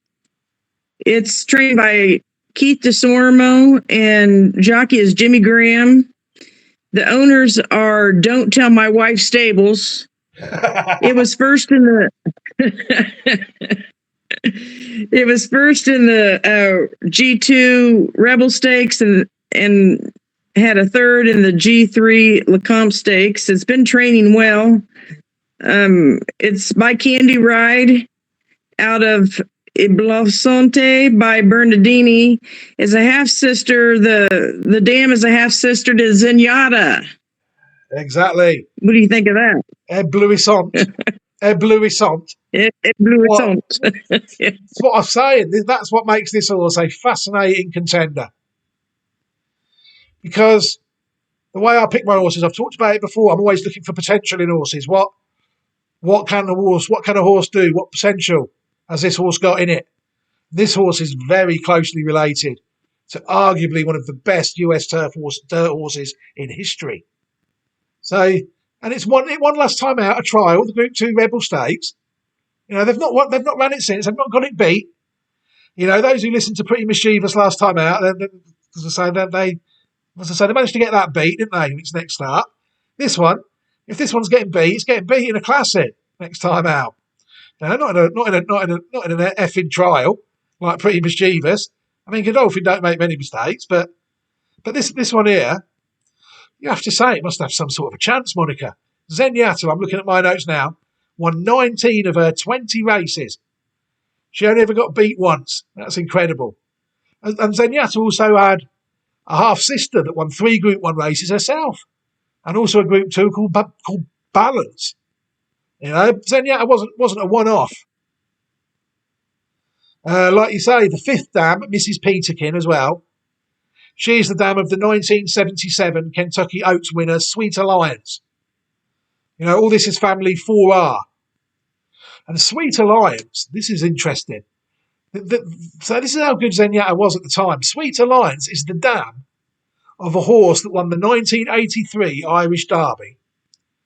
And at the time was sold for a world record fee for a horse of $40 million in 1983. The horse called Sharif Dancer. I don't know if you remember it.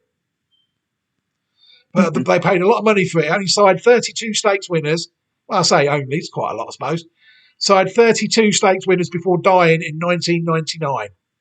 So, you know, so this is a line 4R that even it's thrown Zenyatta, but not only has it thrown the best mare, arguably, in dirt racing in America, it's also thrown the world's most expensive stallion at the time on turf, who won the Irish Derby over a mile and a half out of a Kentucky Oaks winner. I mean, incredible pedigree, really. And this horse here, like you say, Confidence Game, is quite well bred, closely bred. If people go further back as well, they can find other things as well. From the distant family through the 9th dam, who was foaled in 1912, Artless, Artless. There's the year 2000, Japanese 2,000 guineas and St. Ledger winner, Air Shakur. That side, no stakes winners there I can find. and the 2001 Kentucky Derby winner. I know you remember this one because we talked about the horse before. A horse called Monarchos. And that sired 16 stakes winners before dying in 2016. So, yeah, I mean, I have to give Confidence Game a 6 out of 10. I can't give it any higher compared to considering the opposition. But if this horse is as good as Zenyatta and it runs to its best of its potential, it's going to take some beating. Right. Yeah. I mean, that's the way I look at these horses. Whether it is as good as Zenyatta, it's one thing being as good as Zenyatta, is it as consistent? You know, this horse might only have one run like Zenyatta in its life, and it might have been the last run. You know, people don't know. This horse to me is a fascinating contender, and I can't wait to see how the horse gets on. Personally, looking forward to this one. Definitely, Confidence Game. What do you make of it? I mean, obviously you're quite strong on the horse as well, with it being related to Zenyatta as well, yeah. Yes. And then you got Candy riding Bernardini in between. I mean, you know, those are some good horses too. Some good influential blood there for I like this horse as well. Yeah, yeah, definitely, definitely. I mean, you have to make a case for that one and this one as well. You have to make a case for the next one as well. Tap It Trice. This is the horse that got beat very fine by a head. Number 5, Tap It Trice. It's won 4 out of 5 races. It's looking a very progressive animal, really. Following up a Group 3 win with a Group 1 win in the Bluegrass Stakes on its last start. It's heading the right way. The horse has only ever lost 1 run in its life. I mean, it looks very solid proposition, it looks. The pedigree, yeah, very nice pedigree, yeah. I mean, I found enough to I can see why it was doing quite well. Nothing too dynamic, but it's definitely, it gets the job done in places. The dam, called Danza Treese, I'm going to pronounce it. She's a Group 1 fourth, Group 3 placed listed winner. You know, she's already a Group 1 winner, so it's running to the level of the dams, a bit above that. But she is also a half-sister to the 2018 US champion 2-year-old filly called Jaywalk, a filly that has since been exported to Japan, sadly, for breeding purposes. The third dam, called Spin Room, well, she is a half-sister to 2 Grade 2 winning stallions. So he gets the job done, this pedigree, doesn't it? Forest Camp, who only side 6 stakes winners. There's a lot of sires in America, though. And one called Mission Impossible. Can't remember it. That one has actually signed 8 stakes winners. You know, there's plenty of top-class horses on the distant dam line as well. Too many for me to mention it and just drag on a bit. Do you know what I mean? If people to look at the line of 19B, they will see loads of classic winners in the 50s and 60s from Ireland all over this pedigree. Very interesting horse, Tap It Trice. And it's got good form as well. I mean, I have to rate this one above Verifying. So if I give Verifying a 6, I have to give this one a 7. Because Tap It Trice beat Verifying. It's won 4 out of 5. It's won 2 pattern races. Verifying hasn't really won the pattern races. Yeah, I think I wouldn't be surprised if Tap It Trice beats Verifying again, I don't think. But very interesting horse, Monica. What do you make of this one, Tap It Trice? I mean, what have you got written down? Yeah, I mean, that's what it's won the last 4 races, including the Bluegrass and the Tampa Bay Derby. It scored a 99 buyer number for the Bluegrass. It's Todd Pletcher trains it. Luis Saez will be on it. It's 5-1 on the morning line, so everybody's kind of looking at this one too. Yeah, one of the more, not obvious, it's one of the more fancied selections. People look at the races and they say, yeah, this one I can see why this might win. The next one, I don't know about this one. King's Barnes is one I've not really seen as much of as I'd like, really. I mean, I looked at the pedigree of it, not too bad. It's won all of its races, 3 out of 3, including a win in the Group 2 Louisiana Derby on its last start. I wouldn't know how strong that trial would be, normally. This one is actually from line 3. Yeah, one of the very early lines that were in this book in the 16th century. You know, relations to this horse have been going around a very long time. The dam is actually Group 1 fourth and Group 3 placed. But she is a half sister to a Group 1, Group 2, and Group 3 winner, Gossip Girl, the horse is called. But again, that horse, Gossip Girl, is exported to Japan for breeding purposes. The third dam is a half sister to a dual Group 1 winner and 1994 Kentucky Derby fourth called Brocco, Brocco. I mean, I looked at this horse. It's had quite an interesting life. You know, it's seen the world. It's done plenty of siren in plenty of different places. You know, it's had a nice little tour around. It actually sired 15 stakes winners in 3 continents. It sired it sired some in America, some in Australia, and some somewhere else as well. You know, it did quite well in Japan or Korea. You know, it had a nice little tour of the world. It did, after finishing fourth in the 1994 Kentucky Derby. The fourth dam is a half sister to Washington Brace, to a horse that won as Group 1 place, dual Group 2 and Group 3 winning Washington Bred Horse of the Year in 1980, called Table Hands. Never heard of it. But she is the fourth dam of a horse that is a superstar in Brazil. And then it came over and won later Group 1 races in America, age 6, called Balabali or something. It's just gone to stud now. Stud at Calumet Farm. And it sired 2 stakes winners in its first crop last year. I mean, I don't know. I'm going to have to give this one 4, I think, Monica. It's one that I couldn't rule out 100%. What do you make of this one, Kings Barnes? Well, I mean, it's the morning line is 12-1. That's a good price. It has won all of its races, which is nice. I like that. The pedigree sounds interesting. It's by Uncle Mo. It's trained by Todd Pletcher, and Jose Ortiz will be riding it. I mean, it's a good horse. Yeah, I mean, I couldn't rule it out 100% as easy as some of the others. All right, Monica, I'll let you start on the next one. Reincarnate. What have you got written down for that one? Anything interesting? Reincarnate. Its morning line is 50-1. It is trained by Tim Yakteen.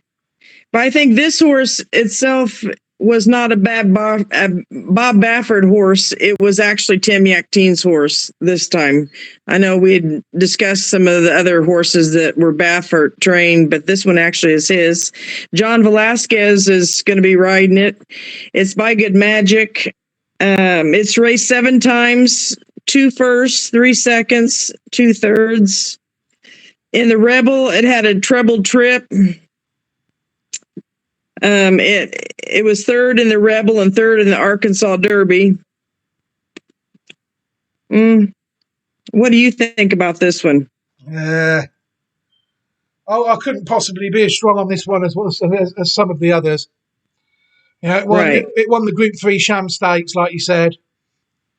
But then it went to step up in trip, and it was only placed on class, sorry. It was only placed at Group 2 and Group 1 level on its next 2 starts. They only, good form. But could it be more exposed than some of the others? It's from family 7E. I had to go back to the 6th dam to find anything really on the dam side. The 6th dam won the 1940 New Zealand Oaks, a horse called Bell Cane. And it's from the family of the 1959 Preakness winner, Royal Orbit. And the horse, it was quite a good stallion in Germany called Big Shuffle. I think it's still standing now. Good sprinter in Ireland in 1998. No, but for me, Monica, I have to give this one 2 out of 10. It's one that really I'm not really that confident about. What about the next one, Monica? I'll let you start on this one because I know it's one you like. Mage. Mage's morning line is 15-1. Trainer is Gustavo Delgado, and jockey is Javier Castellano. We kind of briefly discussed this one previously. You know, it's been lightly raced. It had it had 3 starts, 1 first, and 1 second. That can't be right then. Yeah, it probably is. I've It got was second behind Forte, weren't it, last time out in the Florida Derby? okay. Oh yeah, that's right. It's been working well. It was 4th in the Fountain of Youth behind Forte. I think it got a bad start in that race too at Gulfstream Park, and then it was second in the Florida Derby. Maybe it was the Florida Derby that it had a bad start. I think I got that turned around in my head because Oh, yeah. Forte was in the Florida Derby as well. So It was in both. Forte was in the Fountain of Youth as well. both. Okay. But yeah, it was I think it was the last race. I think Yeah. it had a bad start. Yeah. It yeah, Forte came in the end and just zoomed on by. Good. But I kind of like this horse, but I don't really have, I'm not going to bet to win or anything like that on it. No. I mean, like you say, I'd have to give it a good solid. If it can improve again, like from its third run, it's going to run well, I think, if Forte runs well, I think. Right. It's had half the races Forte's had. It's only won once, like you said. From Family 5G. It's actually from the family of the 2005 Preakness and Belmont winner, Athletes Alex. And the 1995 French 2000 Guineas winner, Vittori. Just like I said, lightly raced in relation to some. Yeah, it might have some more improvement in it. And Athlete Alex is a very good horse. And so too was Vittori. This horse might not have finished improving yet. I'll run through the next one quickly. I'm not really that strong on the next one. Skinner.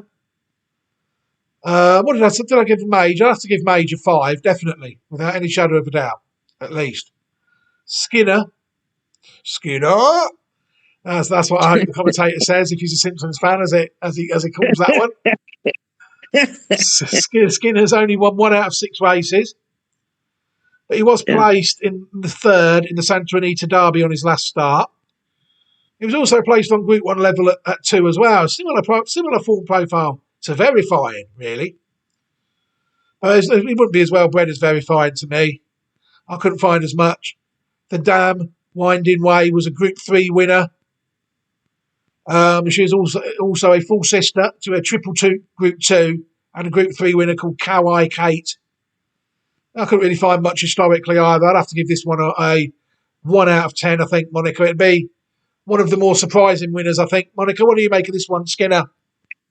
Yeah, I'm kind of the same. Skinner. Yeah, I don't see anything that exciting about Skinner since he's only won 1 race, so impossible. He's out of six trials. A horse at this level, impossible to be excited about. I agree. Yeah. Excuse me. I'll let you start with the next one, Monica. Practical Move. What have you got for that one? Okay, Practical Move is out of Practical Joke. Tim Yakteen also trains this one, and jockey will be Ramon Vasquez. The morning line for this one is 10-1. It's raced 7 times. It's had 4 first, 1 second, and 2 thirds. It's won the last 3 starts. It won the Santa Anita Derby. It had a buyer's number of 105. It also won the San Felipe, a G2. I think it might be a possible contender in a sort of way. What do you think? Tricky to weigh up, this one, I think. Tricky to weigh up. I think it could be quite a decent horse, like you said. 4 out of 7, 2 Group 2 wins, followed up with a Group 1 victory. I mean, what more can the horse do? The sort of horse that's totally earned its place in the race. Family 2F, this one is fun. The second dam is Group 3 placed. The third dam, Hot Lear, she's actually chucked a few stallions on her way, have passed through Hot Lear at some point. Hot Lear is also the second dam of the 2014 Belmont runner-up, And Group 2 and dual Group 3 winning stallion Commissioner. Only side 3 stakes winners in its first crop in America, though, before heading to stand in Saudi Arabia. She is also the third dam of Vino Rosso, dual Group 1 and Group 2 winner and stallion Vino Rosso. Yeah, you think this might be more of a Belmont horse, I think. Right. Nice horse. The fourth dam, Medicine Woman, beautifully named horse. She was a Group 3. She was a Group 3 winner. And then if people go all the way back to 1863, this horse is actually from the family of horse that has won the Triple Crown in France, called Latouque. Toucqueus, a filly. But it won the 1863 French Triple Crown. I mean, I remember Vino Rosso. He was beaten a few times at 3 and then won a few Group 1s at 4. So sort of horse that improved with age, I think. I think he won the Breeders' Cup Classic at 4. Well, it might have even been the end of his 3-year-old campaign when he won it, but I know he did win it. To me, I think this horse fits the profile of typical Bob Baffert horse, grinder. I don't think it'll be wanting for stamina. I think if there's any chinks in a few of these, this one is more than happy and more than able to take advantage. I have to give this one a solid 5 as well. There'd be definitely worse horses in this race than this. Not a bad horse. Not a bad horse as well. Speaking of average horses, I think I'll go through the next one quickly and then you can come in on it. Okay. Disarm. That's one out of 5 races. Sneaked in with a place in the Group 3 Lexington Stakes on his last start to book his place for the field. He was also placed in a Group 2 before that. I don't know. It's got some of the weakest form on offer in the race, I think this one could have. It's from Family 26. But I think there's better. If people are looking for a Family 26 in this race, I think I have a better one than this later on anyway. The 6th dam, Papila, is also the 6th dam of 2000 Horse of the Year and 2001 champion older horse Tisnow, and the 7th dam of 2013 Preakness winner Oxbow. Some nice horses. Some nice horses, really, Tisnow and Oxbow. Not many of them, but I'll have to give this one 1 out of 10, I think. I mean, it's not got the form moniker. And there was a better one from Family 26 in the race anyway that I'd be more interested in if that was the way I was going in the race. So 1 out of 10 for me. What about you, Monica? Disarm. Yeah, it's a shame. But like you said, the form's weak. So, only won 1 race out of 5. Come on. Yeah, I agree with you. What about the next one, Monica? What have you got written down for Jace's Road? Jace's Road hasn't won a race since December 2022. It's ran 6 times, 2 wins, 0 seconds, and 2/3. Morning line is 15-1. Brad Cox is the trainer, and Florent Giroux will be racing. It does like an early pace, so it may be trying to get up to the front in the early part of the race. I say no. No, you can't have this one, no. I noticed it. It won a listed race. Is that good enough? Probably not. Placed in the Group 2 Louisiana Derby on its last start. Again, this one is lacking a bit in form department. The pedigree of it, well, I had a little look. Line 1C. The first 3 dams, well, I couldn't really find much there going on. The 4th dam, Rokeby Rose, was a Group 2 winner. And she is also the dam of the 1998 champion 2-year-old filly and also the champion 3-year-old filly, including the Kentucky Oaks winner of 1999 called Silver Bullet Day. Don't know if you remember that one. The 6th dam. Yeah, Bob Baffert. Was it? Back in the day when he was allowed to run horses at Churchill Downs, winning the Kentucky Oaks. Right. The 6th dam, All Beautiful. She's also the dam of 1969 champion 3-year-old colt and Horse of the Year. It won the Belmont, called Arts and Letters. That sired 16 individual stakes winners. The 7th dam, Parlo, won the 1954 Alabama Stakes. So there's little bits and bobs all through the last 40 or 50 years that give this horse a chance if you miss out the first 3 dams of it. Mm-hmm. I have to give it a 3, Monica. There's worse than this, but I'd be disappointed if it was to prove good enough, though, on the form it's shown so far. Jayce's Road. What about you? You don't really fancy it, no? No, I don't fancy it. Okay, well, I'll run through the next one quickly then. Sun Thunder has only won 1 of 6 races. Second in the Group 2 Risen Star Stakes on his best form. But that was 3 starts ago, He seems to be getting worse than that. He's had 3 runs since then. Looks up against it to me, this one. From family 22D, the only decent horse I could find. I couldn't find much historically, but I did know that the 2nd dam, a horse called Maryfield, she was the 2007 Eclipse champion female sprinter. So fair play to her. 1 out of 10 for me. This one I can't really recommend this one, Monica. I don't know what you think of Sun Thunder. Yeah. Likes off pace and a closer, but one race out of 6, and the blinkers are going to go on this horse in the Derby. Yeah. I mean, I don't really think it's good enough to get involved on the form. The next 2 I'll talk about. The first one, Angel of Empire. This is the one that I was alluding to earlier. That's also from Family 26. The 7th dam of this, Papila, is the 6th dam of Tisnow and the 7th dam of Oxbow. Just 1 dam back on all of them. But the form is a lot better. It's won 4 out of 6 races, and it's followed up Group 2 Risen Star Stakes win with Group 1 victory in the Arkansas Derby on its last start. I mean, this to me looks a dangerous horse. I mean, if it's as good as Tisnow and Oxbow, they both won classics. This horse has won a Group 2 and a Group 1. I mean, I have to give this one a solid 5 out of 10 on form with high potential. It could run well, Monica. What do you think? That's what I said. It could be a win contender. It could run well. It's morning line is 8-1, and it's another Brad Cox trained horse. Like you said, it's had 4 firsts. Yeah, I like this horse.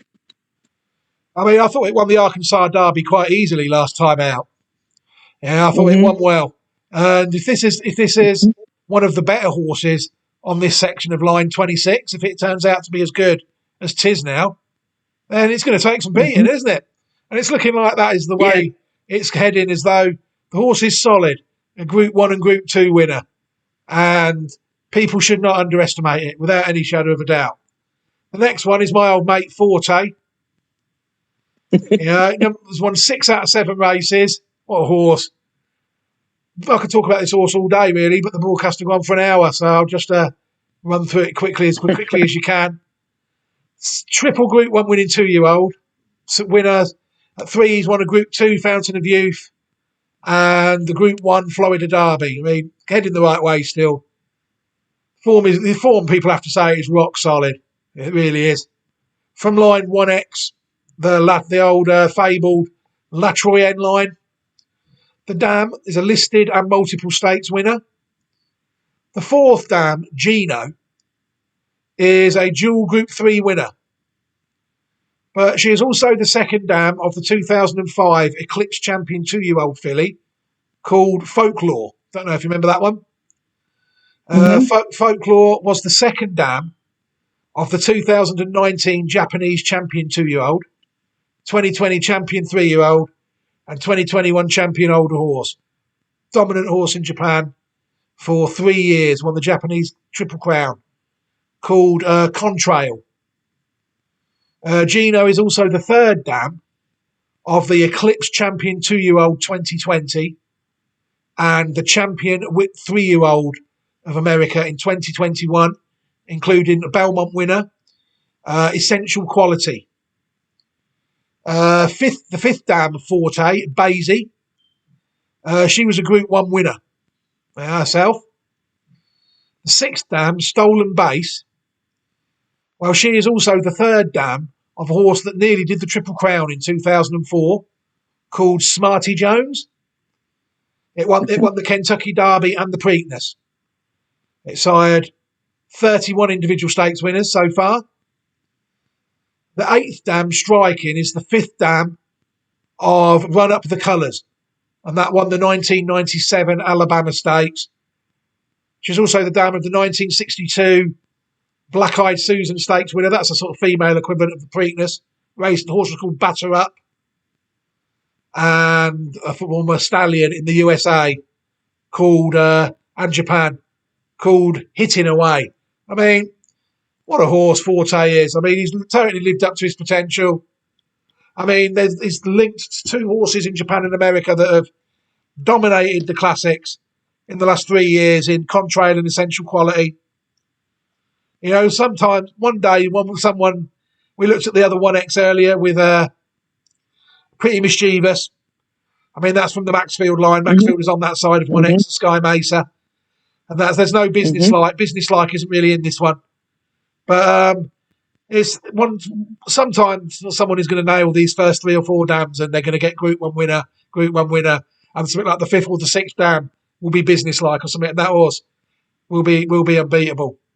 I mean, this horse to me, Forte, has to go down as a solid 9 out of 10. I mean, I can't give it a 10 out of 10 because it's the Kentucky Derby and there's other good horses in the race. But it's done everything I've asked of it so far. Winning 3 Group 1s at 2. It beat Cave Rock so easily in the Breeders' Cup Juvenile. You know, and I think the way it won the Fountain of Youth, a dominant performance. I think it showed its battling qualities when it won last time out to get on top of Mage. I thought the jockey gave it a lot to do last time. You know, hopefully it'll be a bit more of a straightforward passage this time. But yeah, I'll be delighted if this horse won, without any shadow of a doubt. Be absolutely delighted. I mean, what do you make of the horse, Monica? You know, we like Forte. Yeah. Who's training, riding, and prices for tomorrow? What can people expect on the day? Let's see.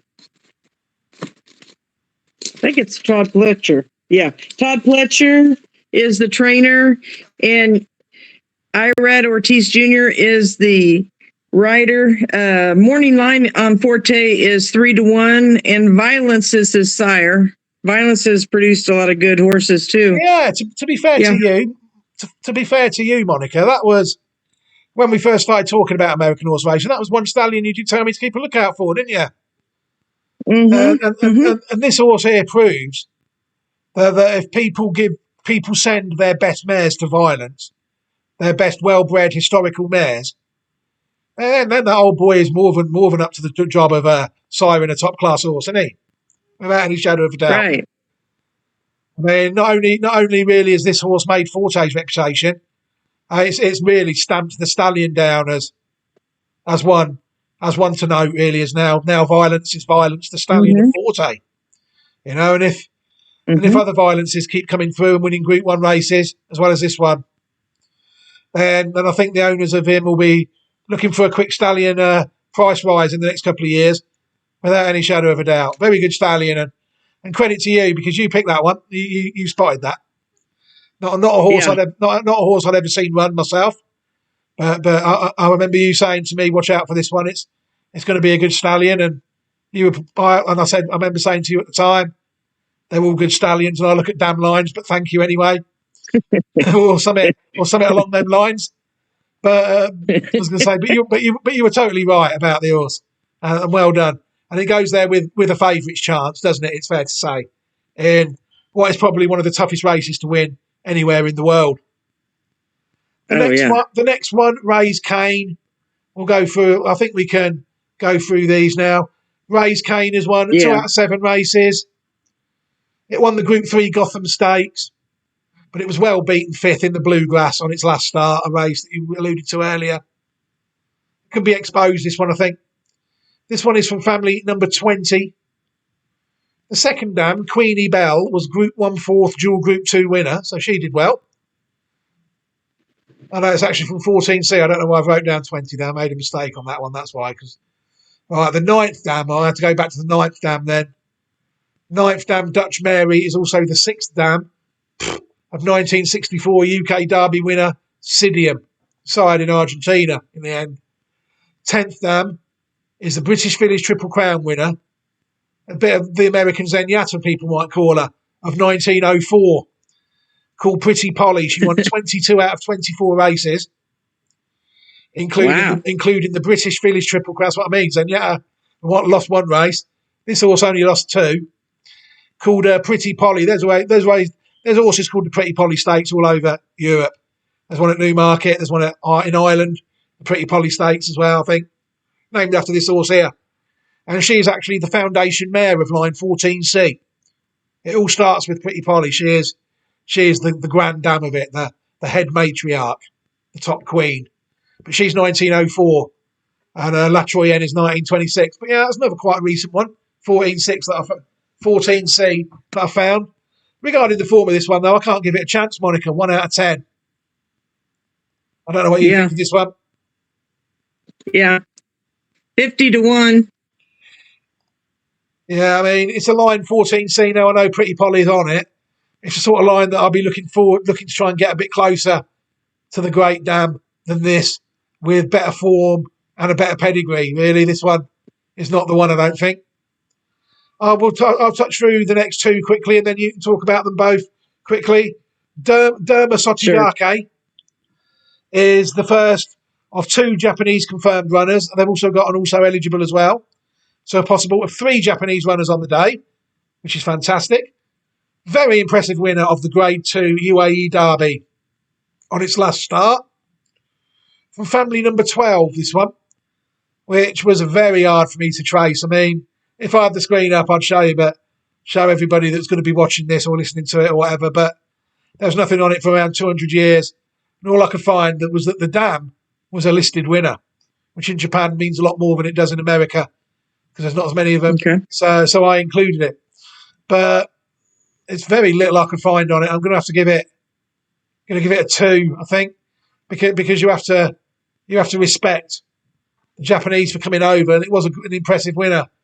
I had Cairo in the UAE Derby. I was hoping that my old mate Cairo, who I'd identified as a classic one possible for Europe, might give me a sneaky run in the Kentucky Derby, but he got absolutely stuffed out of sight.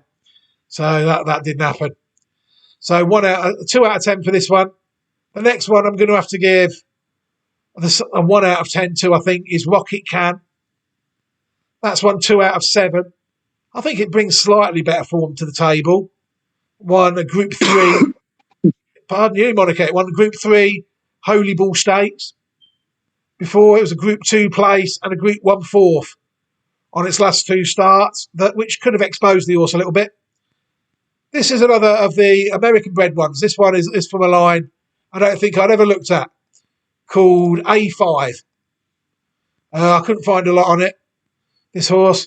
The dam is a half-sister to a Group 1 placed Group 2 winner called Tis Midnight. And the second dam is a dual Group 1 winner. So there's a little bit in the immediate starts, but not much else. And I don't think the form of it is good enough, Monica. I mean, what do you make of these two? Derma Setagaki and Rocket Can. Well, Derma Sotogake. I like Mind Your Biscuits. Yeah, he's stallion of it, sad isn't he? to see him go. Yeah, it's not bad. His first crop, to say that. Yeah. Another popular horse in America, Mind Your Biscuits, that sold abroad without siren in America. It's sad, isn't it? Mm-hmm. You know, Mind Your Biscuits. Mm-hmm. I'm sure Mind Your Biscuits will do well as a stallion in Japan. But what do you make of this horse? I mean, like, I watched the UAE Derby, and it did a good job for sure. It's showing 10-1 on the morning line for this one. It's won 4 races out of 8, so it's 50-50, batting 500. I would put it in some exotics, possibly. Oh, you're a bit stronger Is on what this I one. would do with this one. You're a bit stronger on this one than me then. What about Rocket Can? Rocket Can? Honestly, it's at 15-1. It's going to have blinkers on too. I mean, it's been through, the mill and it's just not producing. Yeah, it's an exposed horse, and I'm sure it's going to try its best. But I think there's a bit of evidence to show that its best might not be good enough. I agree with you. Right. Right, we're on to the home stretch now. Last two to go. Monica, I'll let you lead with this one. Lord Miles, what have you got about this one? Okay, Lord Miles, trained by Safi Joseph. Jockey is Paco Lopez. It won. This is the horse that actually won the Wood Memorial at 59-1 odds. That was the one I was mentioned earlier, where they had four horses across. Yeah, you said it was the end. You said it was an absolutely pulsating race, and you enjoyed watching it, or something like that. Yeah, it was a good one to watch. It earned a buyer score of 93. It's going off on the morning line at 30-1. It's raced 5 times, 2 wins, and 1/3. That's about all I have on that one, Lord Miles. What do you think of this one? I think that I don't know anything about buyer speed figures, but I've heard you say ones that have been running to 105, and that one you just said has been running to 93. So that has got plenty to find this one then, hasn't it? Right. People to look at that. What do I think of the horse? Like you said, it won the Group 2 Wood Memorial. It's from family 1L. I couldn't really find as much I would like, Monica, to recommend the horse. The fifth dam Songlines was a dual Group 2 and Group 3 placed dual stakes winner. And the ninth dam, Damaged Goods, won the 1940 Country Club American Oaks. That's all I could find. I mean, I have to give this. I know you said it won a good Wood Memorial, but you sort of alluded to the fact that the figure of the race might not have been as strong as other races. I mean, to me, I have to give this a 1 out of 10, I'm afraid. You're probably a bit stronger on this one than me as well, like you were the Japanese horse. On to the last one then. Continua. What have you got for this one, Monica, if anything? I know the Japanese horses are a bit of a mystery out there, aren't they? What have you got? What have you got on Continua? Okay, Continua out of Japan. It said that it had a strong juvenile campaign. It's raced 5 times, 2 wins, 1 second and 1/3. Its morning line is 50-1. It was third in the Grade 1 UAE Derby. It was beaten 10 lengths from the previous horse that we spoke of. Yeah. And what's it called? By 10 lengths. Yeah, 10 lengths. Yeah. What was the horse called again for those that missed it? Soto Gaki or something like that. Well done. I don't know. Yeah, you did well. Grandma Sotogake or something like that. Very nice horse. Very well pronounced as well. But yeah. It was 5th at the Saudi Derby. Yeah, that's normally quite a good race, though, isn't it? With Country Grammar and all them in. Yeah, it can be. That's about all I have on this one. I couldn't really find much on this one. No, I mean, it's a well-bred horse. I like it. We're going to touch on the draw again quickly. You mentioned in the Kentucky Oaks that the high draw is absolutely no good in this race.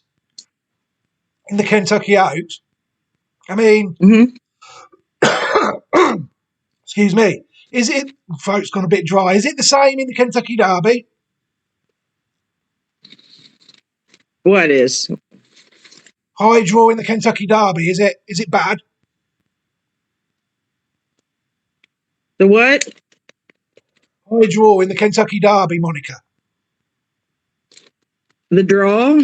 Oh, well, yeah, it's going to be kind of the same thing. Yeah.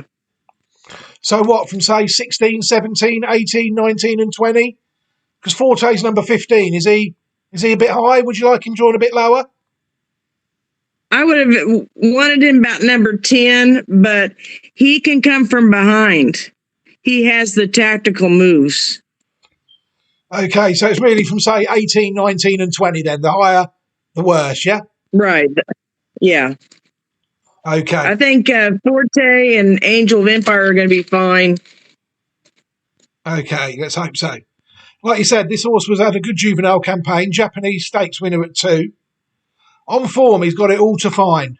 But this is a very well-bred horse. Very well-bred. You know, it goes all the way back to Best in Show, one of my favourites, the 6th dam of it.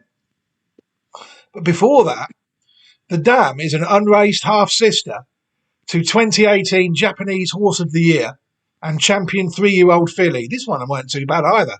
It won 11 out of 15 races, called Almond Eye. I don't know if you heard of it in America.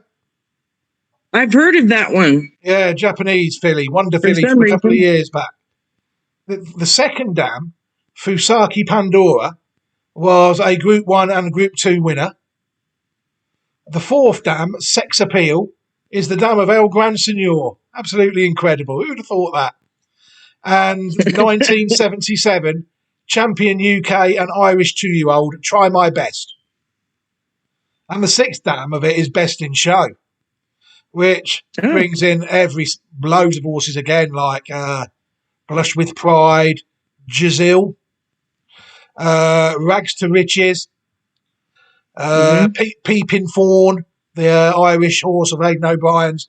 So many good horses from that Best of Show line. Giga Kick, my Australian wonder horse, is on the Best in Show line.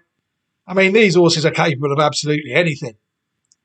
Whether this horse that finished third, beaten 10 lengths in the UAE Derby, first thing he's got to really do is worry about beating his mate losing by less than 10 lengths to his Japanese mate, isn't it? Really? Yeah. Got plenty to find on the form. But what a well-bred horse. You know, very nicely bred horse. I'd have to give it a 3 out of 10. You know, he's got no form, but it's got a world-class pedigree. I'd give it higher if it didn't have such a bad draw. You know, I'm looking forward to seeing how this one gets on, if I'm honest. I love these Best in Shows. They really are world-class pedigrees from line. I didn't even write the line down that time, I don't think.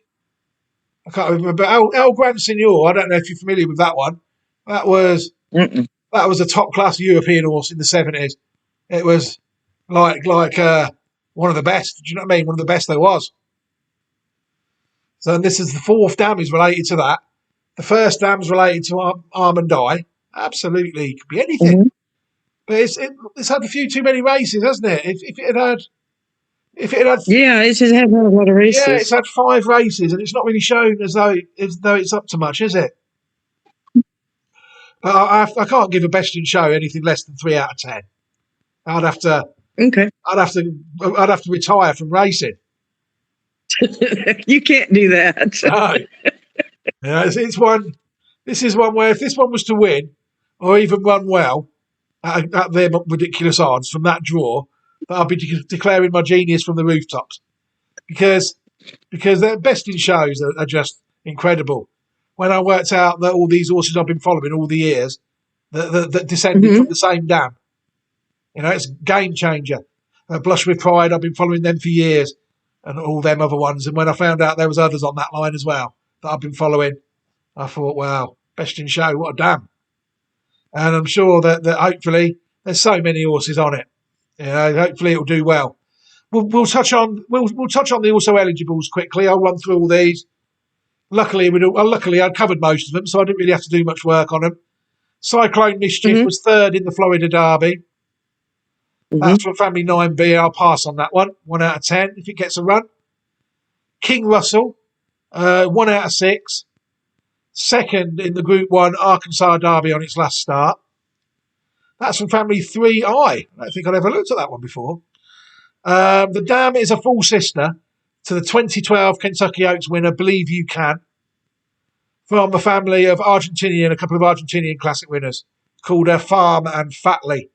I think one of them, Fatley, I think was a good stallion out there. 2 out of 10. I can't really have that one. But it did run well in the Arkansas Derby, didn't it? Staying on a bit. And the third one is another possible Japanese runner, Mandarin Hero, the second in the Group 1 Santa Anita Derby. But it is a Japanese horse from family 2D. The third dam, Certain Secret, was a Group 3 winner. The fourth dam, Freeze the Secret, was placed in the 1,000 Guineas and the UK Oaks in 1977. Also a Group 3 winner. And again, Mother Goose, one of these influential dams that I go on about. Best in Show, blah, blah, blah. There's so many, really, I'm starting to add to it. Mother Goose is definitely one, because we touched on that one from the Kentucky Oaks. She's actually the third dam of the Talma, and that's the dam of Northern Dancer. So Mother Goose is very closely related to Northern Dancer. Very good dam, Mother Goose. And that is why there's a race called the Mother Goose Stakes in America. She is a superb mother of racehorses as well. But it's a lot easier to get better Mother Gooses than this one, I think. I'd have to give this one 2 out of 10, a slightly better chance than the first two. But I'm not that strong on the also eligibles this year, Monica. What do you make of the three of them?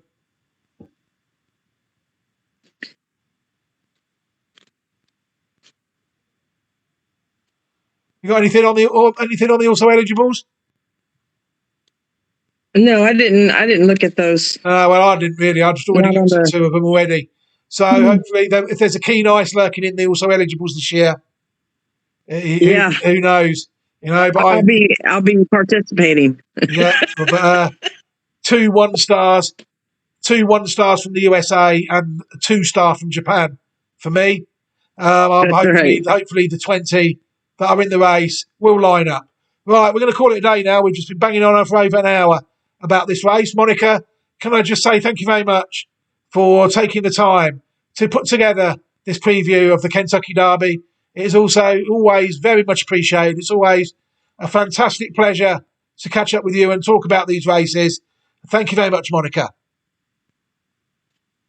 Thanks for having me. I always enjoy it. Thank you very much. Myself and Monica, we're going to end this recording now quickly, and then myself and Monica will be back after Monica and myself have refreshed our throats with some selections. We're going to give 3 in each race, 3 in the Kentucky Derby, and 3 in the Kentucky Oaks, where Monica is going to name the first 3 in both races, and then we'll be back shortly to do that. Thank you very much, everybody.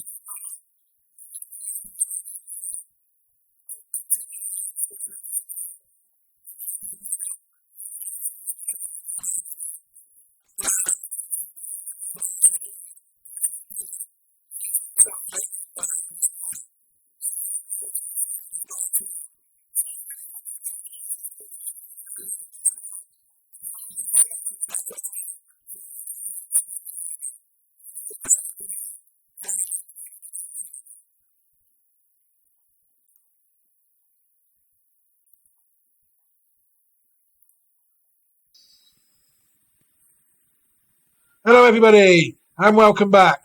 Right, we've got some selections for you now, boys and girls, ahead of the Kentucky Oaks on Friday and the Kentucky Derby on Saturday.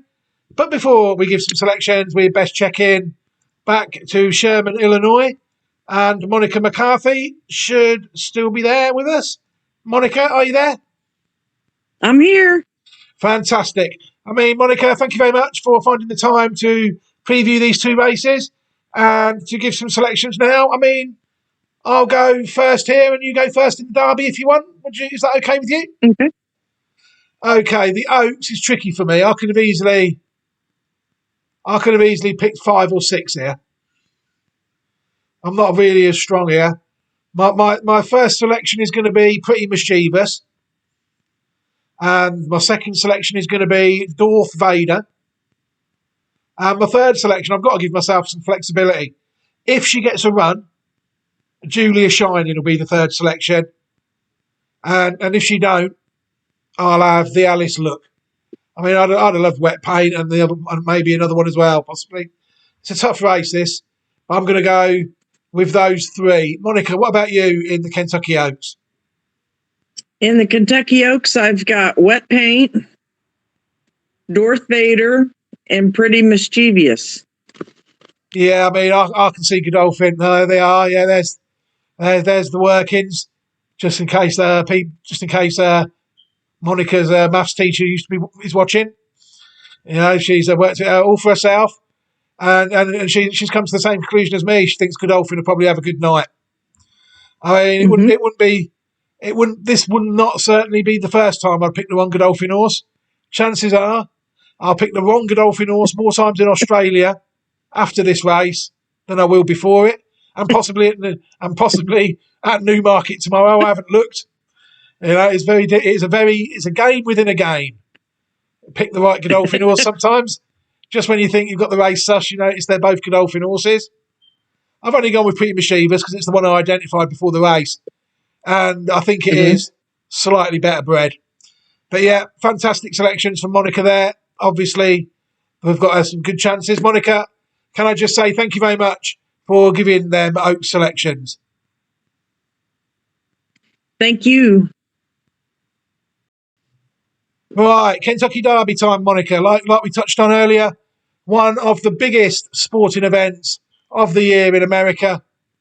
I mean, I was quite lucky this time. I think my 3 fell fairly straightforward here in this race. My first pick is obviously Forte. That's going to be the number 1. Number 2, I've had to go for Confidence Game. I wouldn't be able to forgive myself if that ran well and I hadn't picked it. And the same with Continua. You know, I've got immense. I remember when Giga Kick was 24-1 to win the Everest, and I know it sounds funny now, but I'd watched the other lot go round for 2 years. You know, there was very little doubt that my horse Giga Kick had run well there. But Giga Kick, that's the difference. Giga Kick had proven Group 1 form before the Everest. This horse probably hasn't got the form that I would like to take into the race. I'm looking forward to this bit. Monica, what's your 3 for the Kentucky Derby? My 3 for the Kentucky Derby are not in any specific order. Fair enough. Are Tappet Trice, Forte, and Angel of Empire. 3 very solid selections there, all with good form. I mean, I'm sure there'll be, Monica, I don't know what you call the bet where you put them all to come first, second, and third in any order, but yeah, I can see you smiling. You think you've got a chance there, don't you?